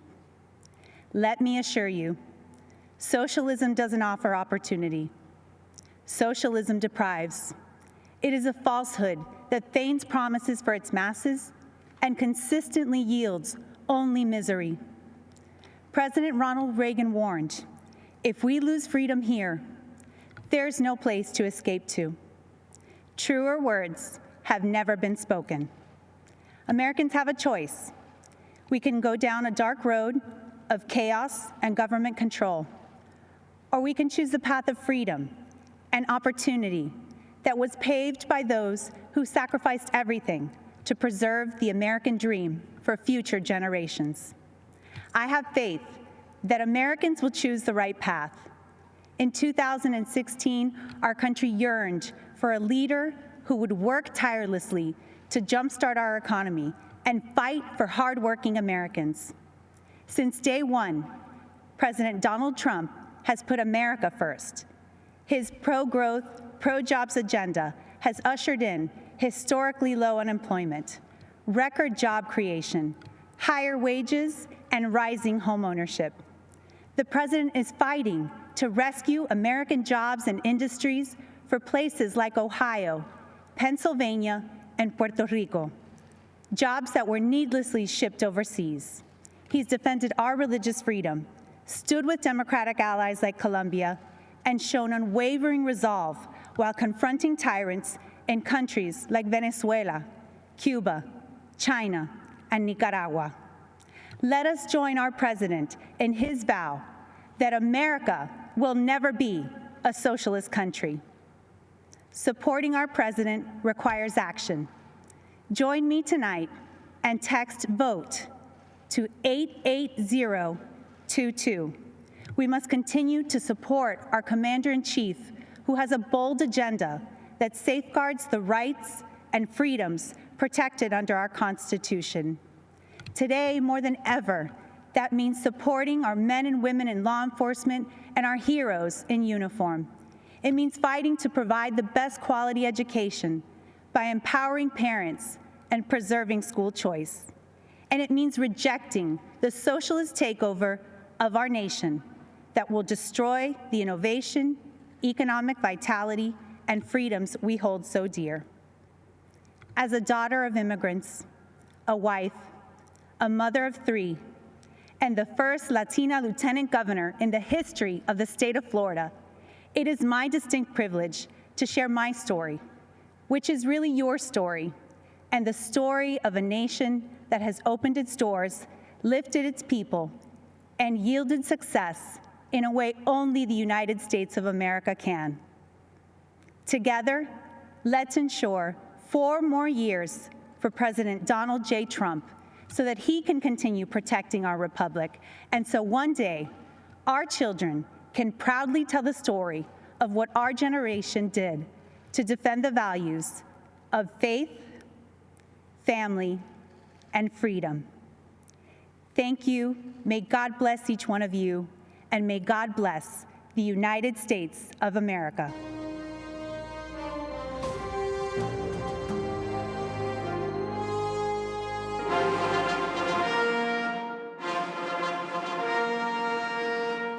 Ladies and gentlemen, the President of the United States.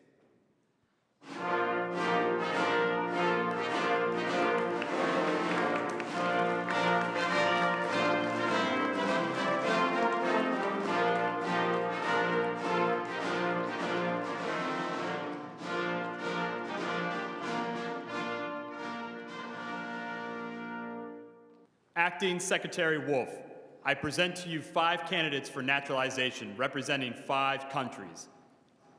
On behalf of everyone here today, I'd like to express my gratitude to you, Mr. President, for hosting this naturalization ceremony here at the White House.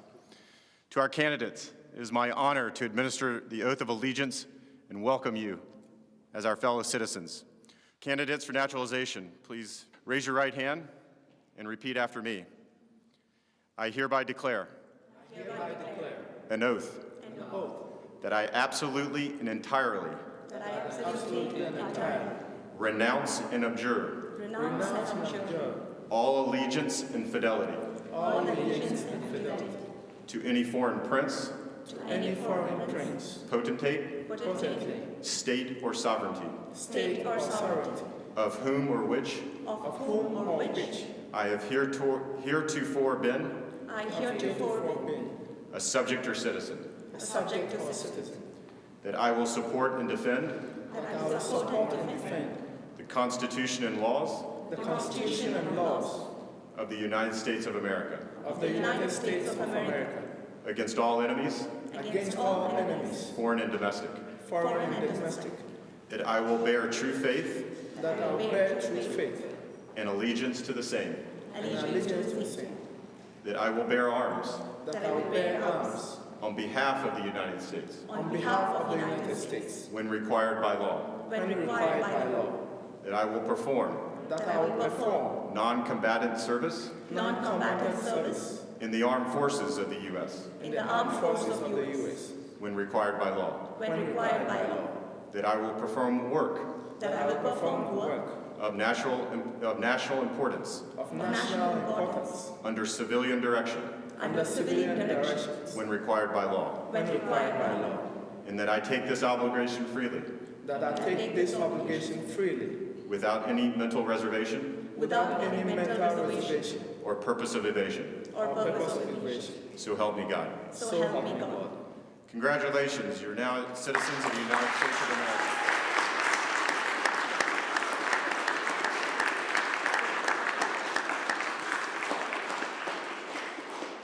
On behalf of the Department of Homeland Security, it is my honor to call you my fellow Americans. Mr. President, I want to again commend you for your dedication to the rule of law and for restoring integrity to our immigration system. Thank you for hosting such a patriotic celebration here at the White House today.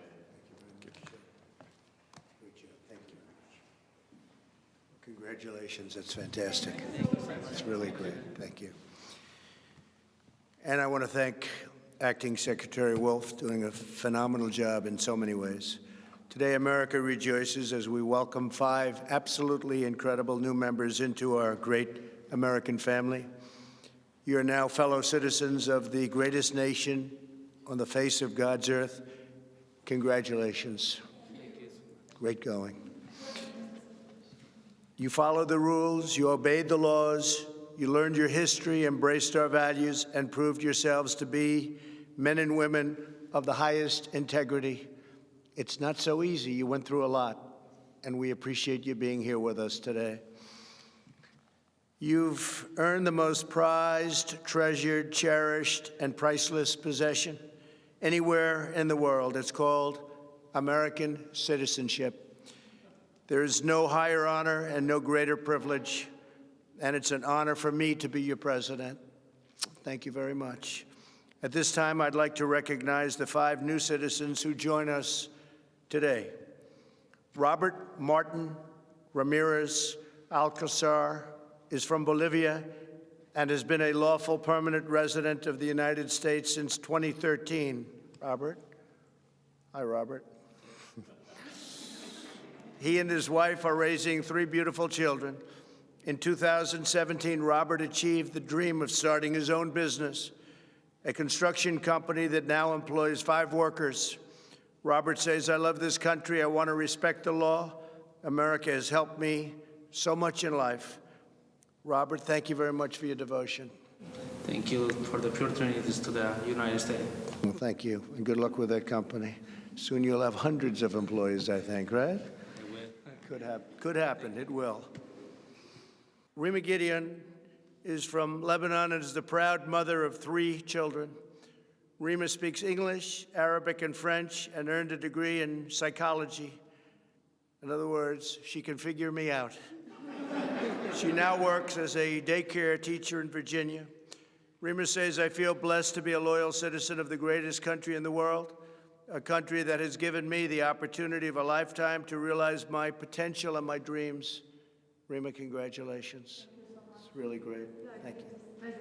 Well, that's very good. Thank you very much. I appreciate it.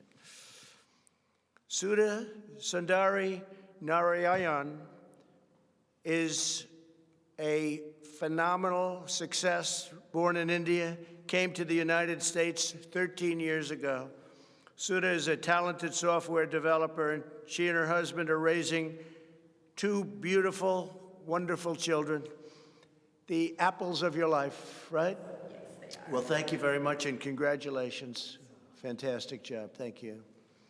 Nehmet Abdelzim Awalo Said is from Sudan, and that's a beautiful name, and has been a lawful permanent resident since 2012. She is the married mother of 3 beautiful children, earned a master's degree and PhD in animal nutrition from the University of Wyoming, great place, great state, and she is a trained veterinarian. She's also worked as a substitute teacher for the Alexandria Public Schools since 2004. That's fantastic. Well, Daibat, thank you very much, and congratulations. It's my honor to be with you. Thank you. Thank you very much. Salah Abdul Samad has been looking forward to this day since he arrived in the United States from Ghana in 2015. Salih speaks 5 languages and works the medical field. Salih says that the American citizenship means everything to me in my life. It cannot be measured or quantified. I have the chance to work hard and succeed in life, to know that I am in the safe country like America. That really is something, because I know they have my back. Salih, thank you very much. Congratulations. Fantastic job. Congratulations to everybody.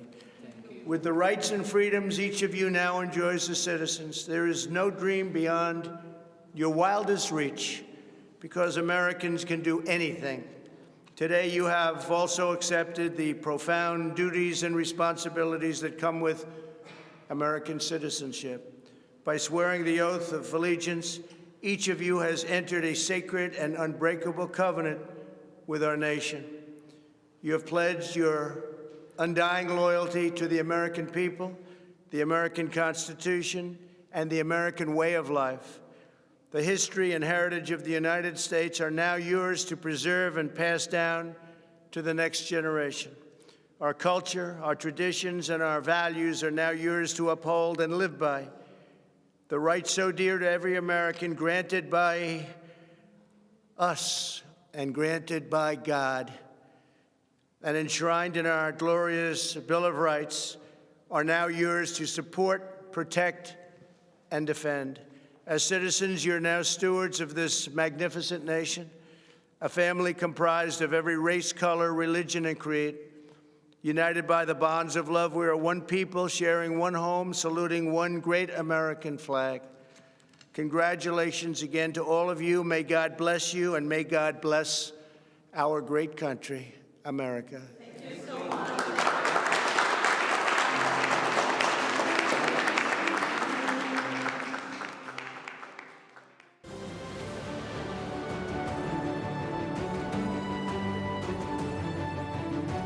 Good evening, America. When I stood on this convention stage 4 years ago, no one fully understood the historic change that was about to take place. We could all feel it. Something was happening. A movement was forming just below the surface. The forgotten man and woman, voiceless in Washington, D.C., were preparing to rise up. Our movement followed the pattern of so many that came before us. First, we were ignored. Then we were laughed at. Then they fought us. And then, together, we won. From that moment forward, America came first. America started winning again. America became respected again. But with every movement, there's a counter-movement. In the view of the radical Democrats, America is the source of the world's problems. As a result, they believe the only path forward is to erase history and forget the past. They want to destroy the monuments of our forefathers. They want to disrespect our flag, burn the stars and stripes that represent patriotism and the American dream. They want to disrespect our national anthem by taking a knee while our armed forces lay down their lives every day to protect our freedom. They do not want the Pledge of Allegiance in our schools. Many of them don't want one nation under God. The Democrats want to defund and disrespect our law enforcement. The Democrats want an America where your thoughts and opinions are censored when they do not align with their own. President Reagan said, "Freedom is never more than one generation away from extinction. It must be fought for, and it must be protected." This is the fight that we are in right now, and it is a fight that only my father can win. My father ran not because he needed the job, but because he knew hardworking people across this great country were being left behind. The media mocked these patriots in the flyover states in which they lived. They ignored the Trump flags. They ignored the millions of MAGA banners and barns painted in red, white, and blue. The silent majority had no one fighting for them in either party. Their so-called leaders were bowing to China, bribing Iran, and spending more time worrying about how they'd be received by the elites in Paris than how Americans would provide for their families in Pittsburgh. Our family lost friends, but it only pushed us to fight harder. My father pledged to every American in every city, state, and town that he was going to make America great again. And so began the Great American Comeback. Almost immediately, taxes were slashed, regulations were cut, and the economy soared to new heights, heights never seen before. Wages went through the roof, Unemployment reached historic lows, especially for Black Americans, Hispanic Americans, and women. Trade deals were ripped up and renegotiated.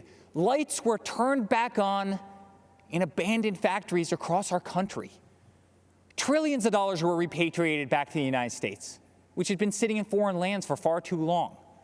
Once again, America became the envy of the world.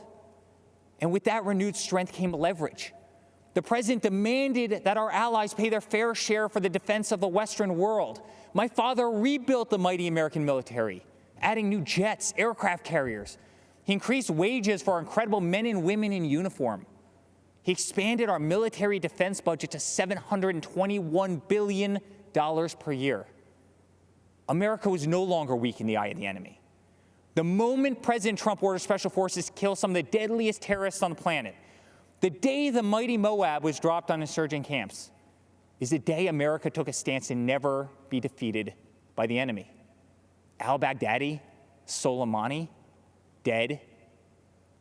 Over and over, issue after issue, the economy, the wall, the military, trade deals, tax cuts, Supreme Court justices, VA hospitals, prescription drugs, school choice, right to try, moving the embassy to Jerusalem, peace in the Middle East. Never-ending wars were finally ended. Promises made and promises for the first time were kept. Most politicians spend their entire careers in Washington, D.C. and get absolutely nothing accomplished. For example, Joe Biden. Joe Biden is a politician who has been in government for 47 years. He's a career politician who's never signed the front of a check and does not know the slightest thing about the American worker or the American business, the engine which fuels the greatest economy the world has ever known. The same politician who has been a total pushover for communist China, and someone who would be a giant relief for terrorists who now spent years running, hiding, and being taken out by the most talented military known to man. Joe Biden has pledged to raise your taxes by $4 trillion. 82% of Americans will see their taxes go up significantly. Biden has pledged to stop border wall construction and give amnesty and health care to all illegal immigrants.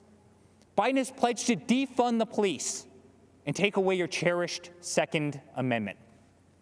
My father, on the other hand, delivered the largest tax cuts in American history, knows if you do not have a border, you do not have a country, and will always support law enforcement and your right to keep and bear arms.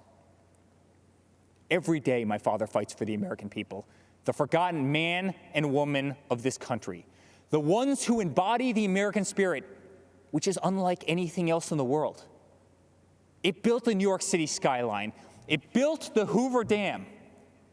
And soon, under my father's leadership, it will send Americans to Mars. The American spirit can be felt in the majesty of the Grand Canyon, the shadows of Mount Rushmore, and the stillness of the air at Gettysburg. It can be seen in the wide-eyed wonder of every American child as they take their first breath in the greatest country the world has ever known. It defeated fascism, it defeated communism, and in 68 days, it will defeat the empty, oppressive, and radical views of the extreme left.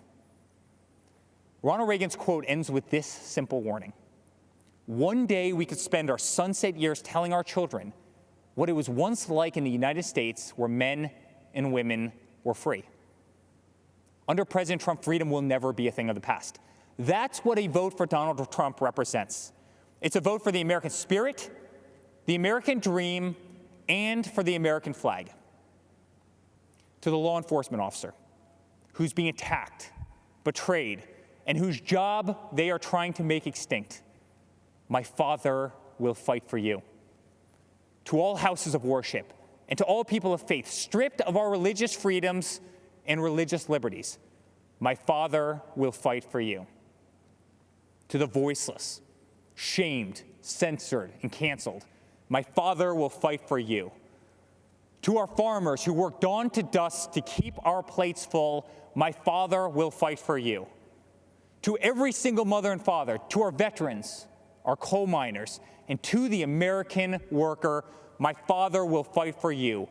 And to every proud American who bleeds red, white, and blue, my father will continue to fight for you. In closing, I'd like to speak directly to my father. I miss working alongside you every single day, but I'm damn proud to be on the front lines of this fight. I'm proud of what you are doing for this country. I'm proud to show my children what their grandfather is fighting for. I'm proud to watch you give them hell. Never stop. Continue to be unapologetic. Keep fighting for what is right. You are making America strong again. You are making America safe again. You are making America proud again. And yes, together with a forgotten man and woman who are finally forgotten no more, you are making America great again. Dad, let's make Uncle Robert very proud this week. Let's go get another 4 years. I love you very much. God bless you, and God bless the United States of America.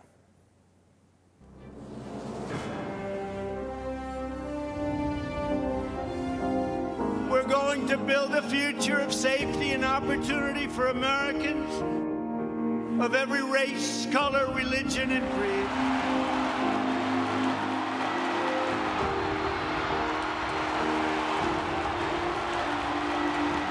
Our president has created such a surplus that when this pandemic hit, he was able to refund Americans without indebting us. We're all better off when former inmates can receive and re-enter society as law-abiding, productive citizens. They now have a chance at more opportunities than they've ever had before. To be incarcerated for 16 and a half years for hearsay. I get emotional thinking about it. It's a feeling that I can't describe. When people say we're oppressed here in the United States, how? Right now, this country, for me, is the last beacon of hope and opportunity. If America falls, the entire world falls. Trump's pledge to the American workers definitely means a lot to me because I wouldn't be where I'm at today. I truly believe that my kids are going to look up to me one day.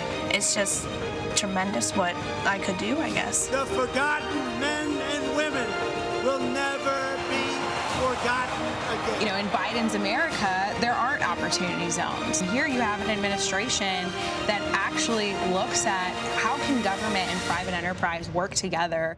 As we fight to deliver a better future for all women and for all Americans, we remember the wonderful victory 1 century ago. And in the following November, the ladies appeared at the polls on Election Day by the hundreds of thousands. They had won their right to vote. Before the China virus set in, it struck our nation. Women had gained 4.3 million jobs, a record. The women's unemployment rate had plummeted to the lowest level in more than 65 years. And last year, over 70% of the new jobs went to women. And I will say we're coming back very strongly. We have the most opportunity. That's the American story, isn't it? That we have hope, that even though we're in dark days now, that the days ahead hold greater possibilities because of the opportunities that we've been given in our country. And we will make America great again.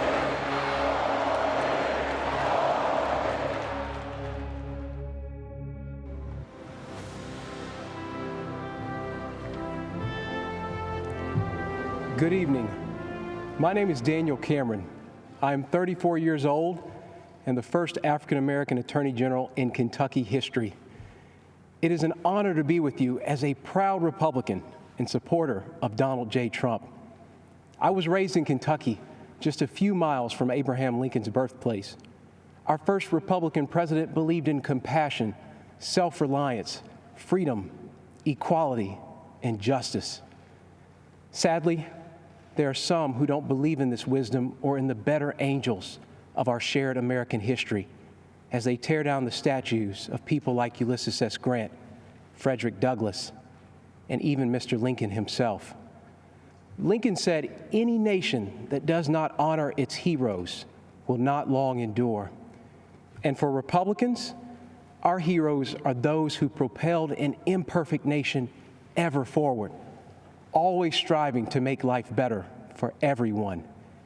Even as anarchists mindlessly tear up American cities while attacking police and innocent bystanders, we Republicans do recognize those who work in good faith towards peace, justice, and equality. In fact, it was General Dwight Eisenhower, a future Republican president, who said, "Democracy is a system that recognizes the equality of humans before the law." Whether you are the family of Breonna Taylor or David Dorn, these are the ideals that will heal our nation's wounds. Republicans will never turn a blind eye to unjust acts, but neither will we accept an all-out assault on Western civilization. My values were shaped by my faith and by my parents.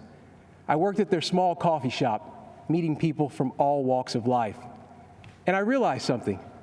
No matter who we are, everyone needs a cup of coffee. That lesson stuck with me because despite our differences, we all want the same things. For our children to have more opportunities than we did, to feel the dignity of work, and to believe that if you play by the rules, you can make a good life for yourself and your family.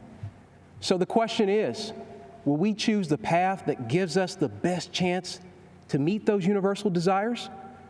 Or will we go backward to a time when people were treated like political commodities who can't be trusted to think for themselves? I think often about my ancestors who struggled for freedom. And as I think of those giants and their broad shoulders, I also think about Joe Biden, who says, "If you aren't voting for me, you ain't black," who argued that Republicans would put us back in chains, who says there is no diversity of thought in the black community. Mr. Vice President, look at me. I am black. We are not all the same, sir. I am not in chains. My mind is my own. And you can't tell me how to vote because of the color of my skin. Joe Biden is a backwards thinker in a world that is craving forward-looking leadership. There's no wisdom in his record or plan, just a trail of discredited ideas and offensive statements. Joe Biden would destroy jobs, raise our taxes, and throw away the lives of countless unborn children. And he is captive to the radical left, a movement committed to cancel culture and the destruction of public discourse. They believe your skin color must dictate your politics. And if you fail to conform while exercising your God-given right to speak and think freely, they will cut you down. The politics of identity, cancellation, and mob rule are not acceptable to me. Republicans trust you to think for yourself and to pursue your American dream however you see fit. Mr. Lincoln said the dogmas of the quiet past are inadequate to the stormy present. The occasion is piled high with difficulty, and we must rise to the occasion. I believe Donald Trump can meet Lincoln's mandate, even as Joe Biden remains trapped by his own failed record and by the radicals who dominate his party. Let's be honest, no one is excited about Joe Biden, and so I ask you to judge the record. On criminal justice reform, Joe Biden couldn't do it, but President Trump did. On the economy, Joe Biden couldn't do it, but President Trump did build an economy that worked for everyone, especially minorities, and he will do it again. And on immigration, Joe Biden promises more to illegal immigrants than he does to you. But President Trump believes his highest duty is to the American worker. The choice is clear. Let me close with something my mom told me. This country's many faces comprise a family, not separate parts to be divided against each other. And like any family, we care for one another. We grieve together. We share our burdens and our struggles, and we celebrate our successes. And though we fuss and fight, we are not enemies. We are Americans, united by a collective faith in our Constitution and laws and the fundamental fairness they represent. We are defenders of life and of individual liberty. and we carry the mantle of Eisenhower and of Reagan to be a force for good in this world, and one that must always be reckoned with. That's my Republican Party, the party of Lincoln, that believes America is an indispensable nation, an evergreen tree, standing tall in a turbulent world. And that's why I am voting for Donald Trump for president. Thank you, and God bless. And God bless.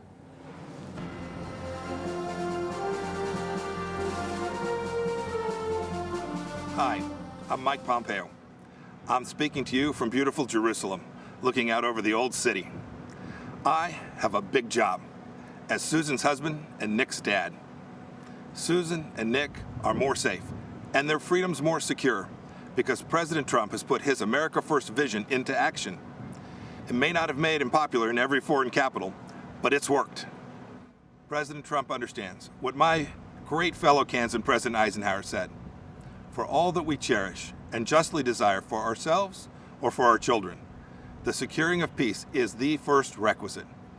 Indeed, the primary constitutional function of the national government is ensuring that your family and mine are safe and enjoy the freedom to live, to work, to learn, and to worship as they choose.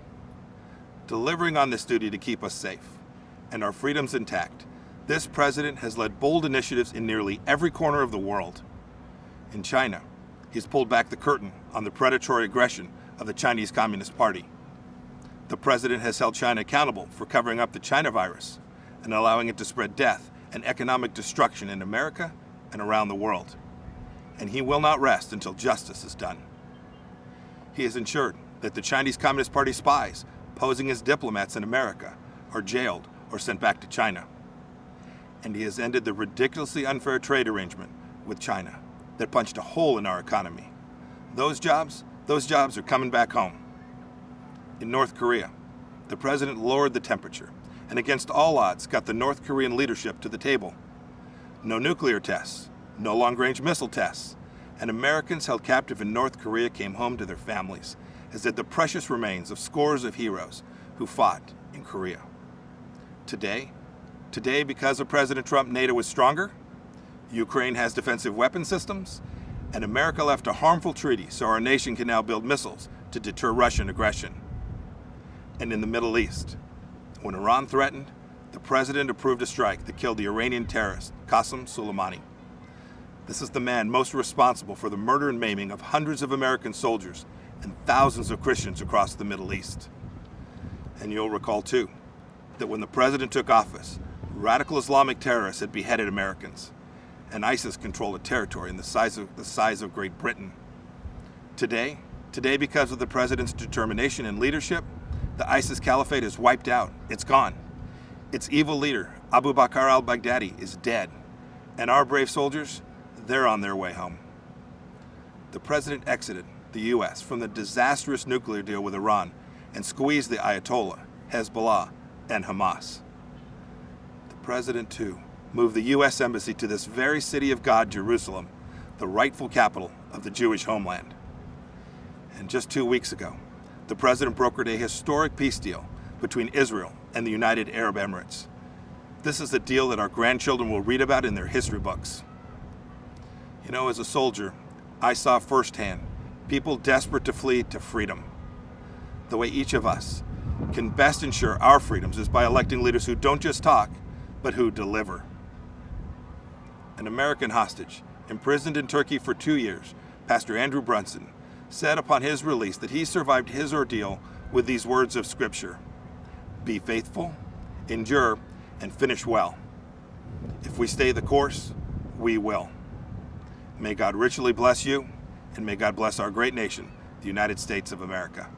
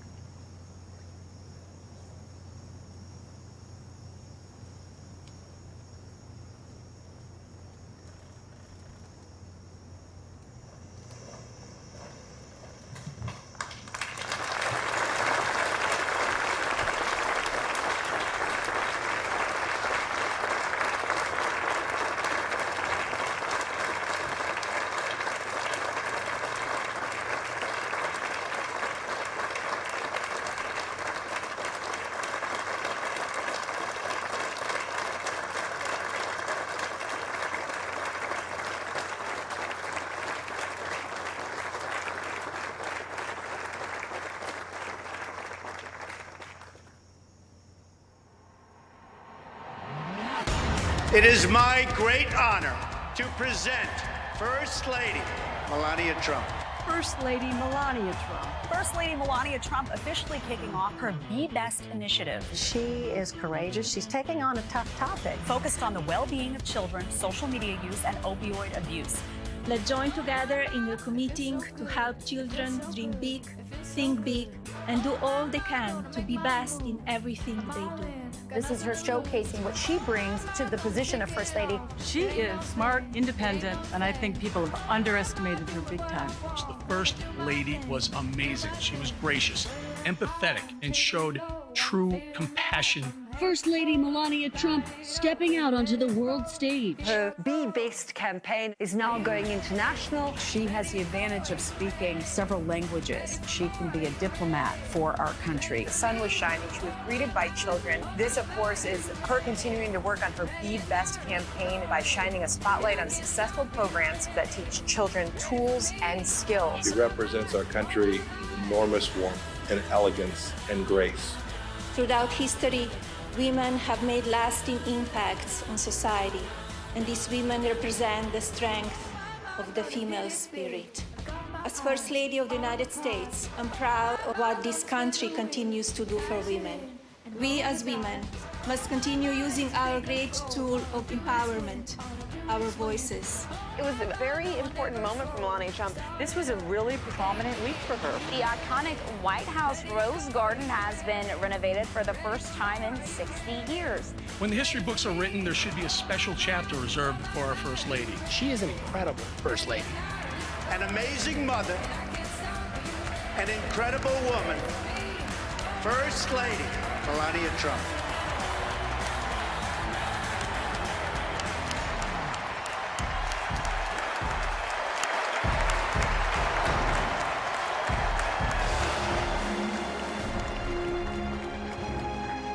Ladies and gentlemen, please welcome the First Lady of the United States, Mrs. Melania Trump.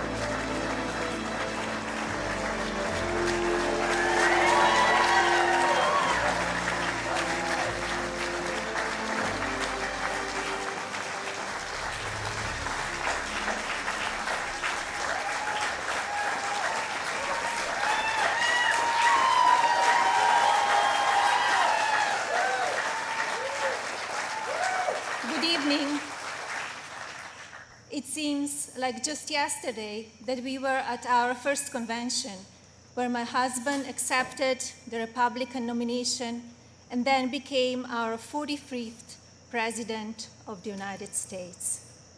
Yet the energy and enthusiasm for who should lead this nation, it is real today as it was 4 years ago. I know I speak for my husband and the entire family when I say we have not forgotten the incredible people who were willing to take a chance on the businessmen who had never worked in politics. We know it was you who elected him to be Commander-in-Chief, and we know it is you who will carry us through again.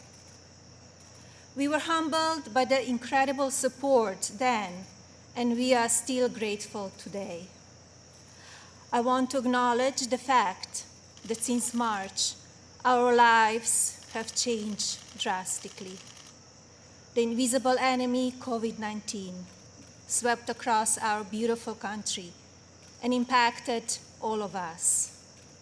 My deepest sympathy goes out to everyone who has lost a loved one, and my prayers are with those who are ill or suffering.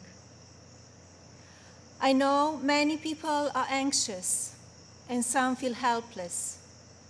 I want you to know you're not alone. My husband's administration will not stop fighting until there is an effective treatment or vaccine available to everyone. Donald will not rest until he has done all he can to take care of everyone impacted by this terrible pandemic. I want to extend my gratitude to all of the healthcare professionals, frontline workers, and teachers who stepped up in these difficult times.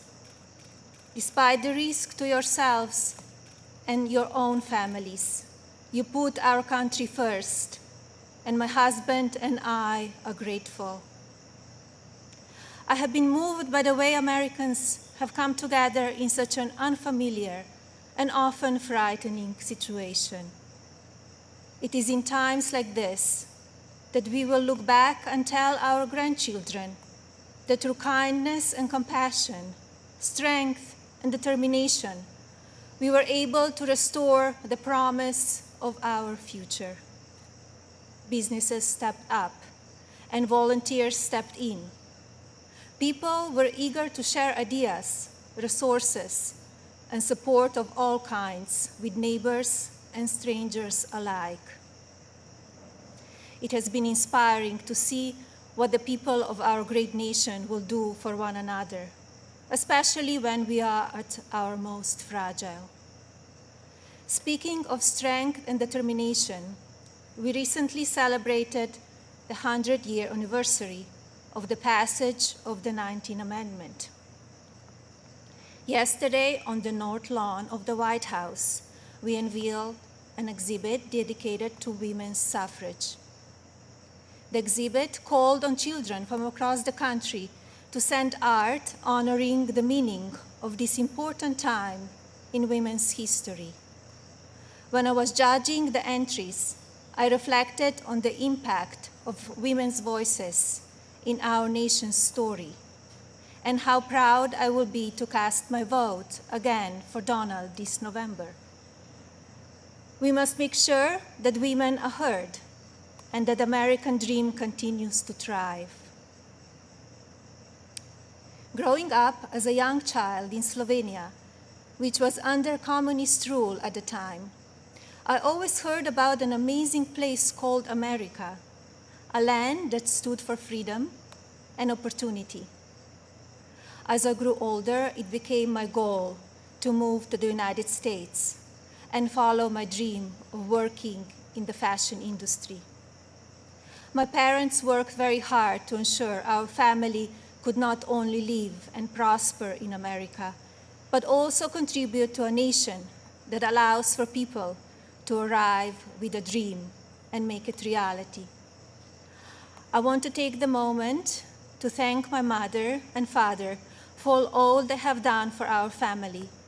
It is because of you that I'm standing here today.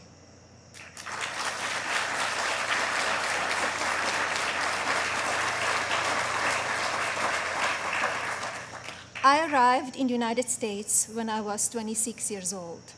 Living and working in the land of opportunity was a dream come true, but I wanted more. I wanted to be a citizen. After 10 years of paperwork and patience, I studied for the test in 2006 and became an American citizen.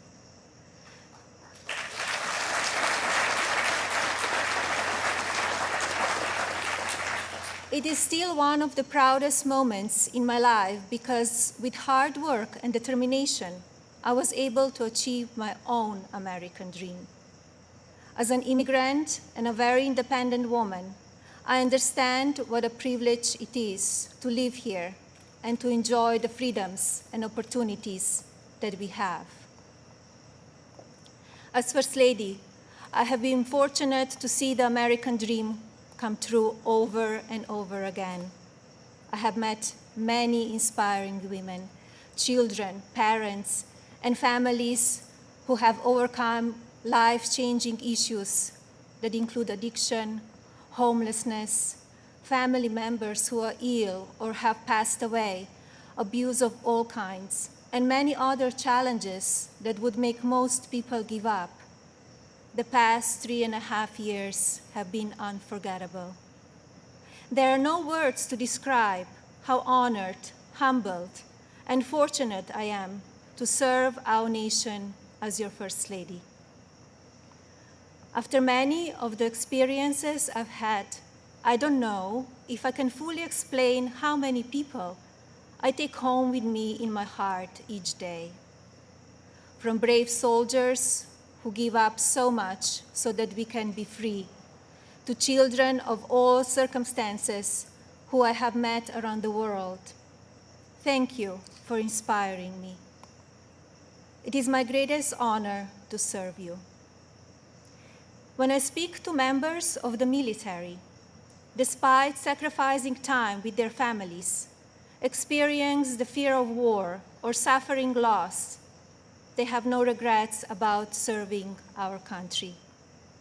The same goes for their families and the families of first responders who often watch their loved ones walk out the door, not sure if or when they will come home. When I speak to families who have lost someone, the pain mixed with pride I hear in their voices is something I think about often. So thank you to all who serve our country in the military and as first responders. And thank you to the families who wait for them. You are all heroes in your own right. I have also been moved by the many children and families I've spent time with at hospitals, schools, and other locations around the world. Children who are dealing with pain or illness that would break even the strongest adult. Parents who are grateful to wake up every day and see that their child is still alive. These families are a testament to what faith and medicine, strength and science can do. On my first international trip as First Lady, my husband and I visited places of great significance to the three major religions: Islam, Christianity, and Judaism. One special memory from that trip is of a young boy I had privilege of visiting while at Bambino Gesù Hospital in Rome, Italy. While there, I read the little boy a story and learned that he and his family had been waiting for a heart for a very long time, and he had a grim prognosis. His situation brought my staff and me to tears, and we spoke of a little else as we flew to Belgium for the next part of our trip. Upon landing just a few hours later, we learned that a heart had been donated and would be going to the little one.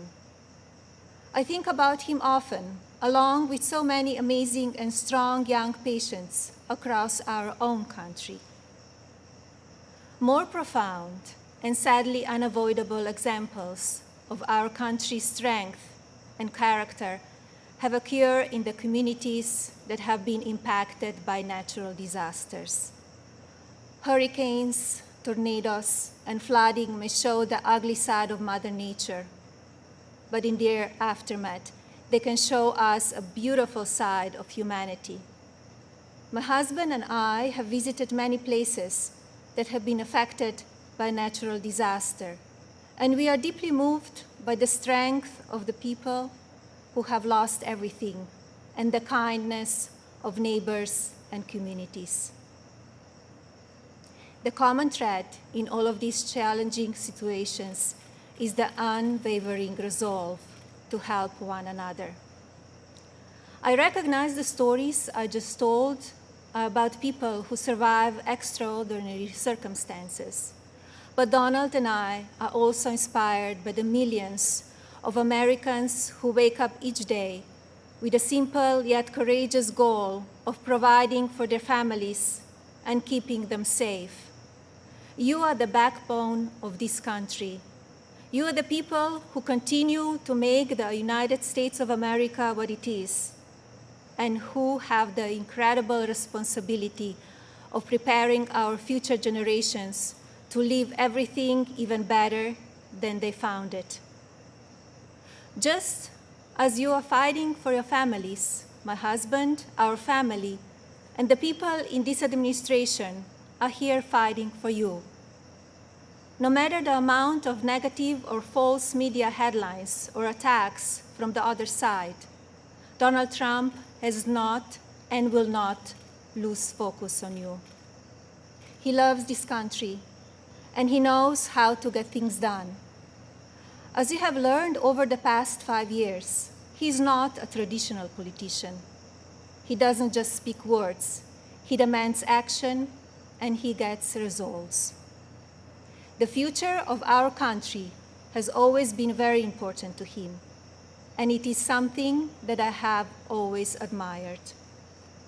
In fact, it is to help ensure a better future for our next generation that I launched Be Best, my initiative to help children achieve their fullest potential. Be Best has one simple goal: teaching youth about the importance of their well-being, both mentally and physically. This also includes understanding online safety and the dangers of opioid and drug abuse.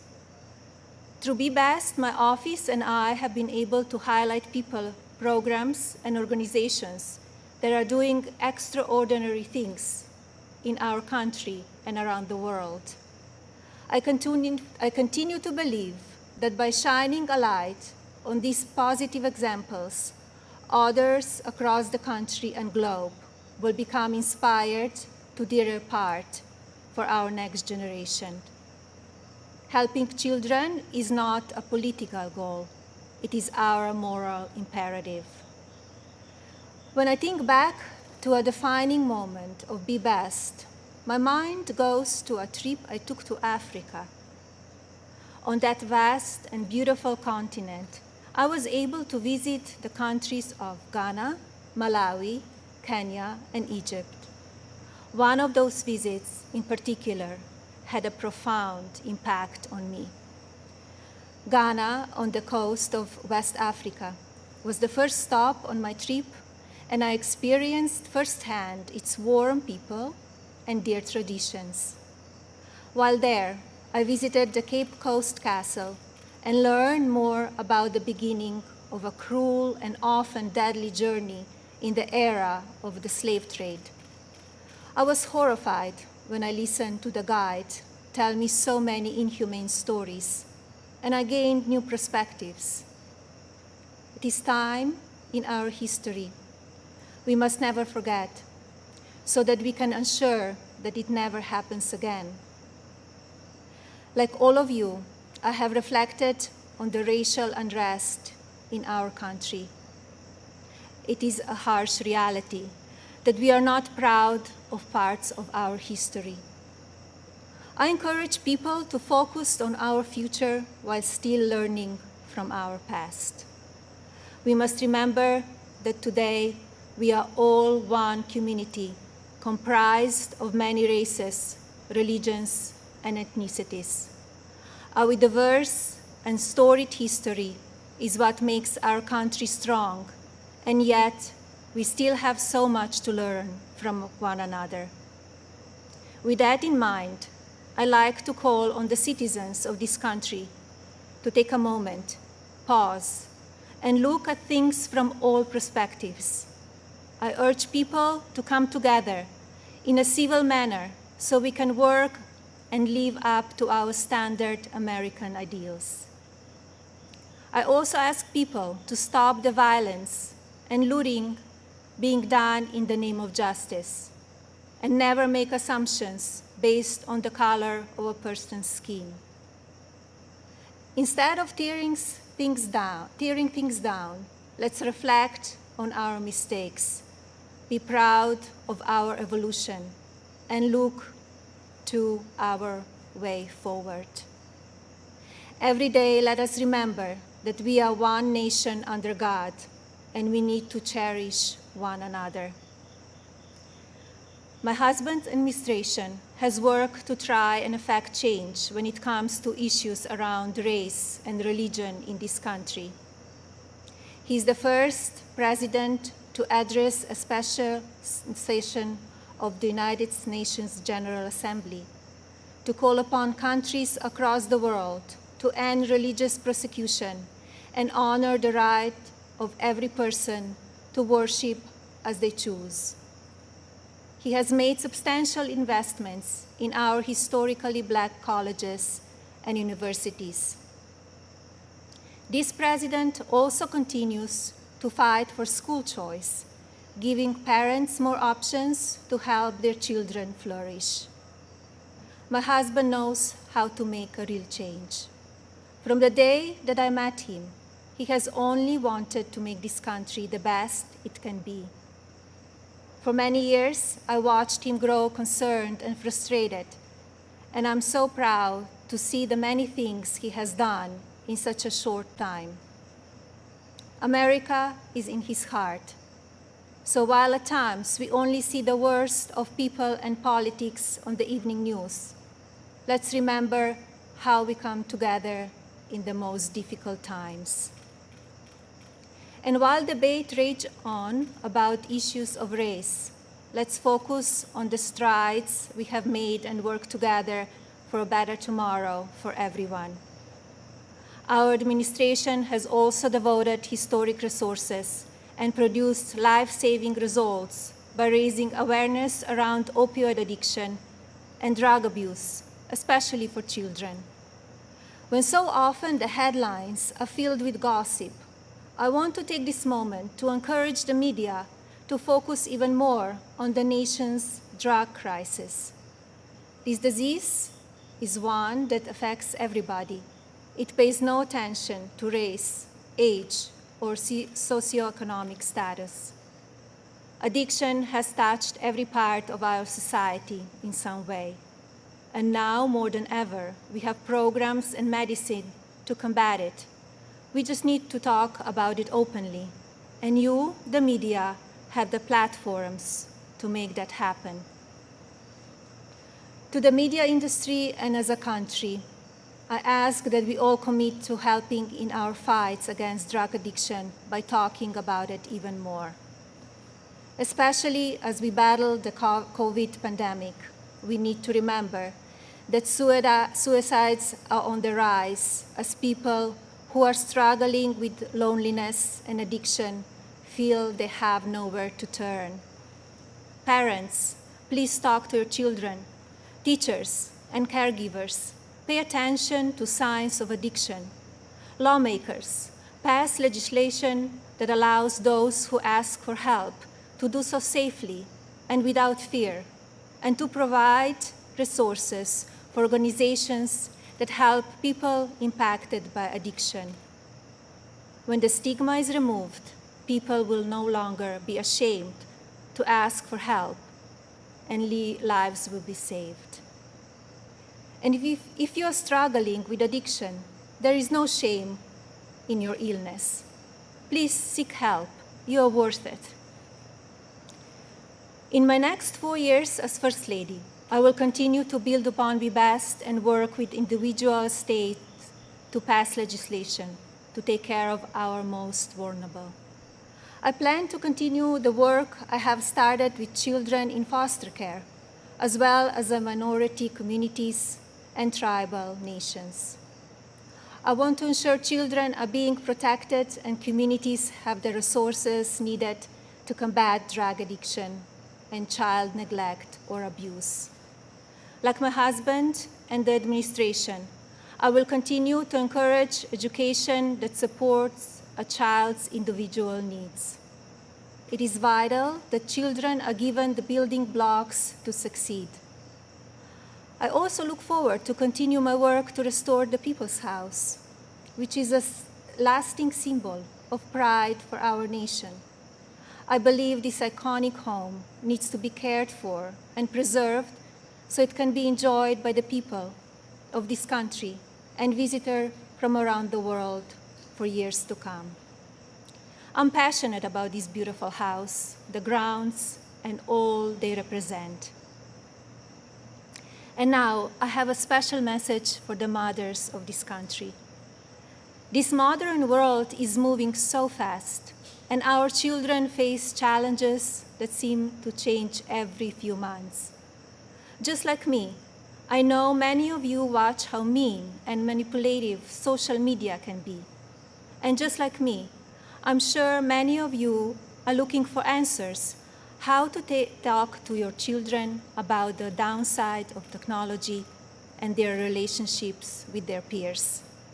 Like every parent in this country, I feel there are so many lessons to teach our son and responsibilities as his mother, but there are just not enough hours in the day to do it all.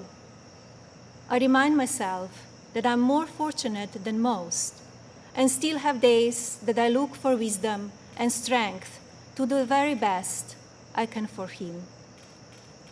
To mothers and parents everywhere, you are warriors. In my husband, you have a president who will not stop fighting for you and your families. I see how hard he works each day and night, and despite the unprecedented attacks from the media and opposition, he will not give up. In fact, if you tell him he cannot be done, he just works harder.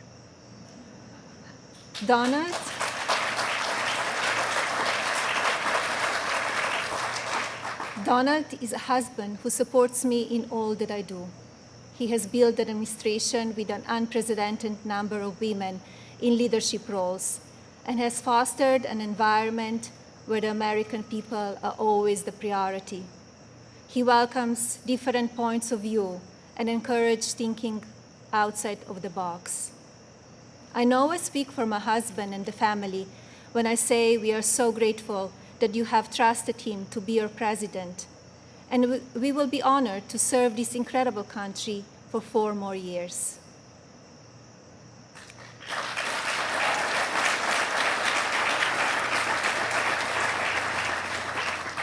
As you have heard this evening, I don't want to use this precious time attacking the other side, because as we saw last week, that kind of talk only serves to divide the country further.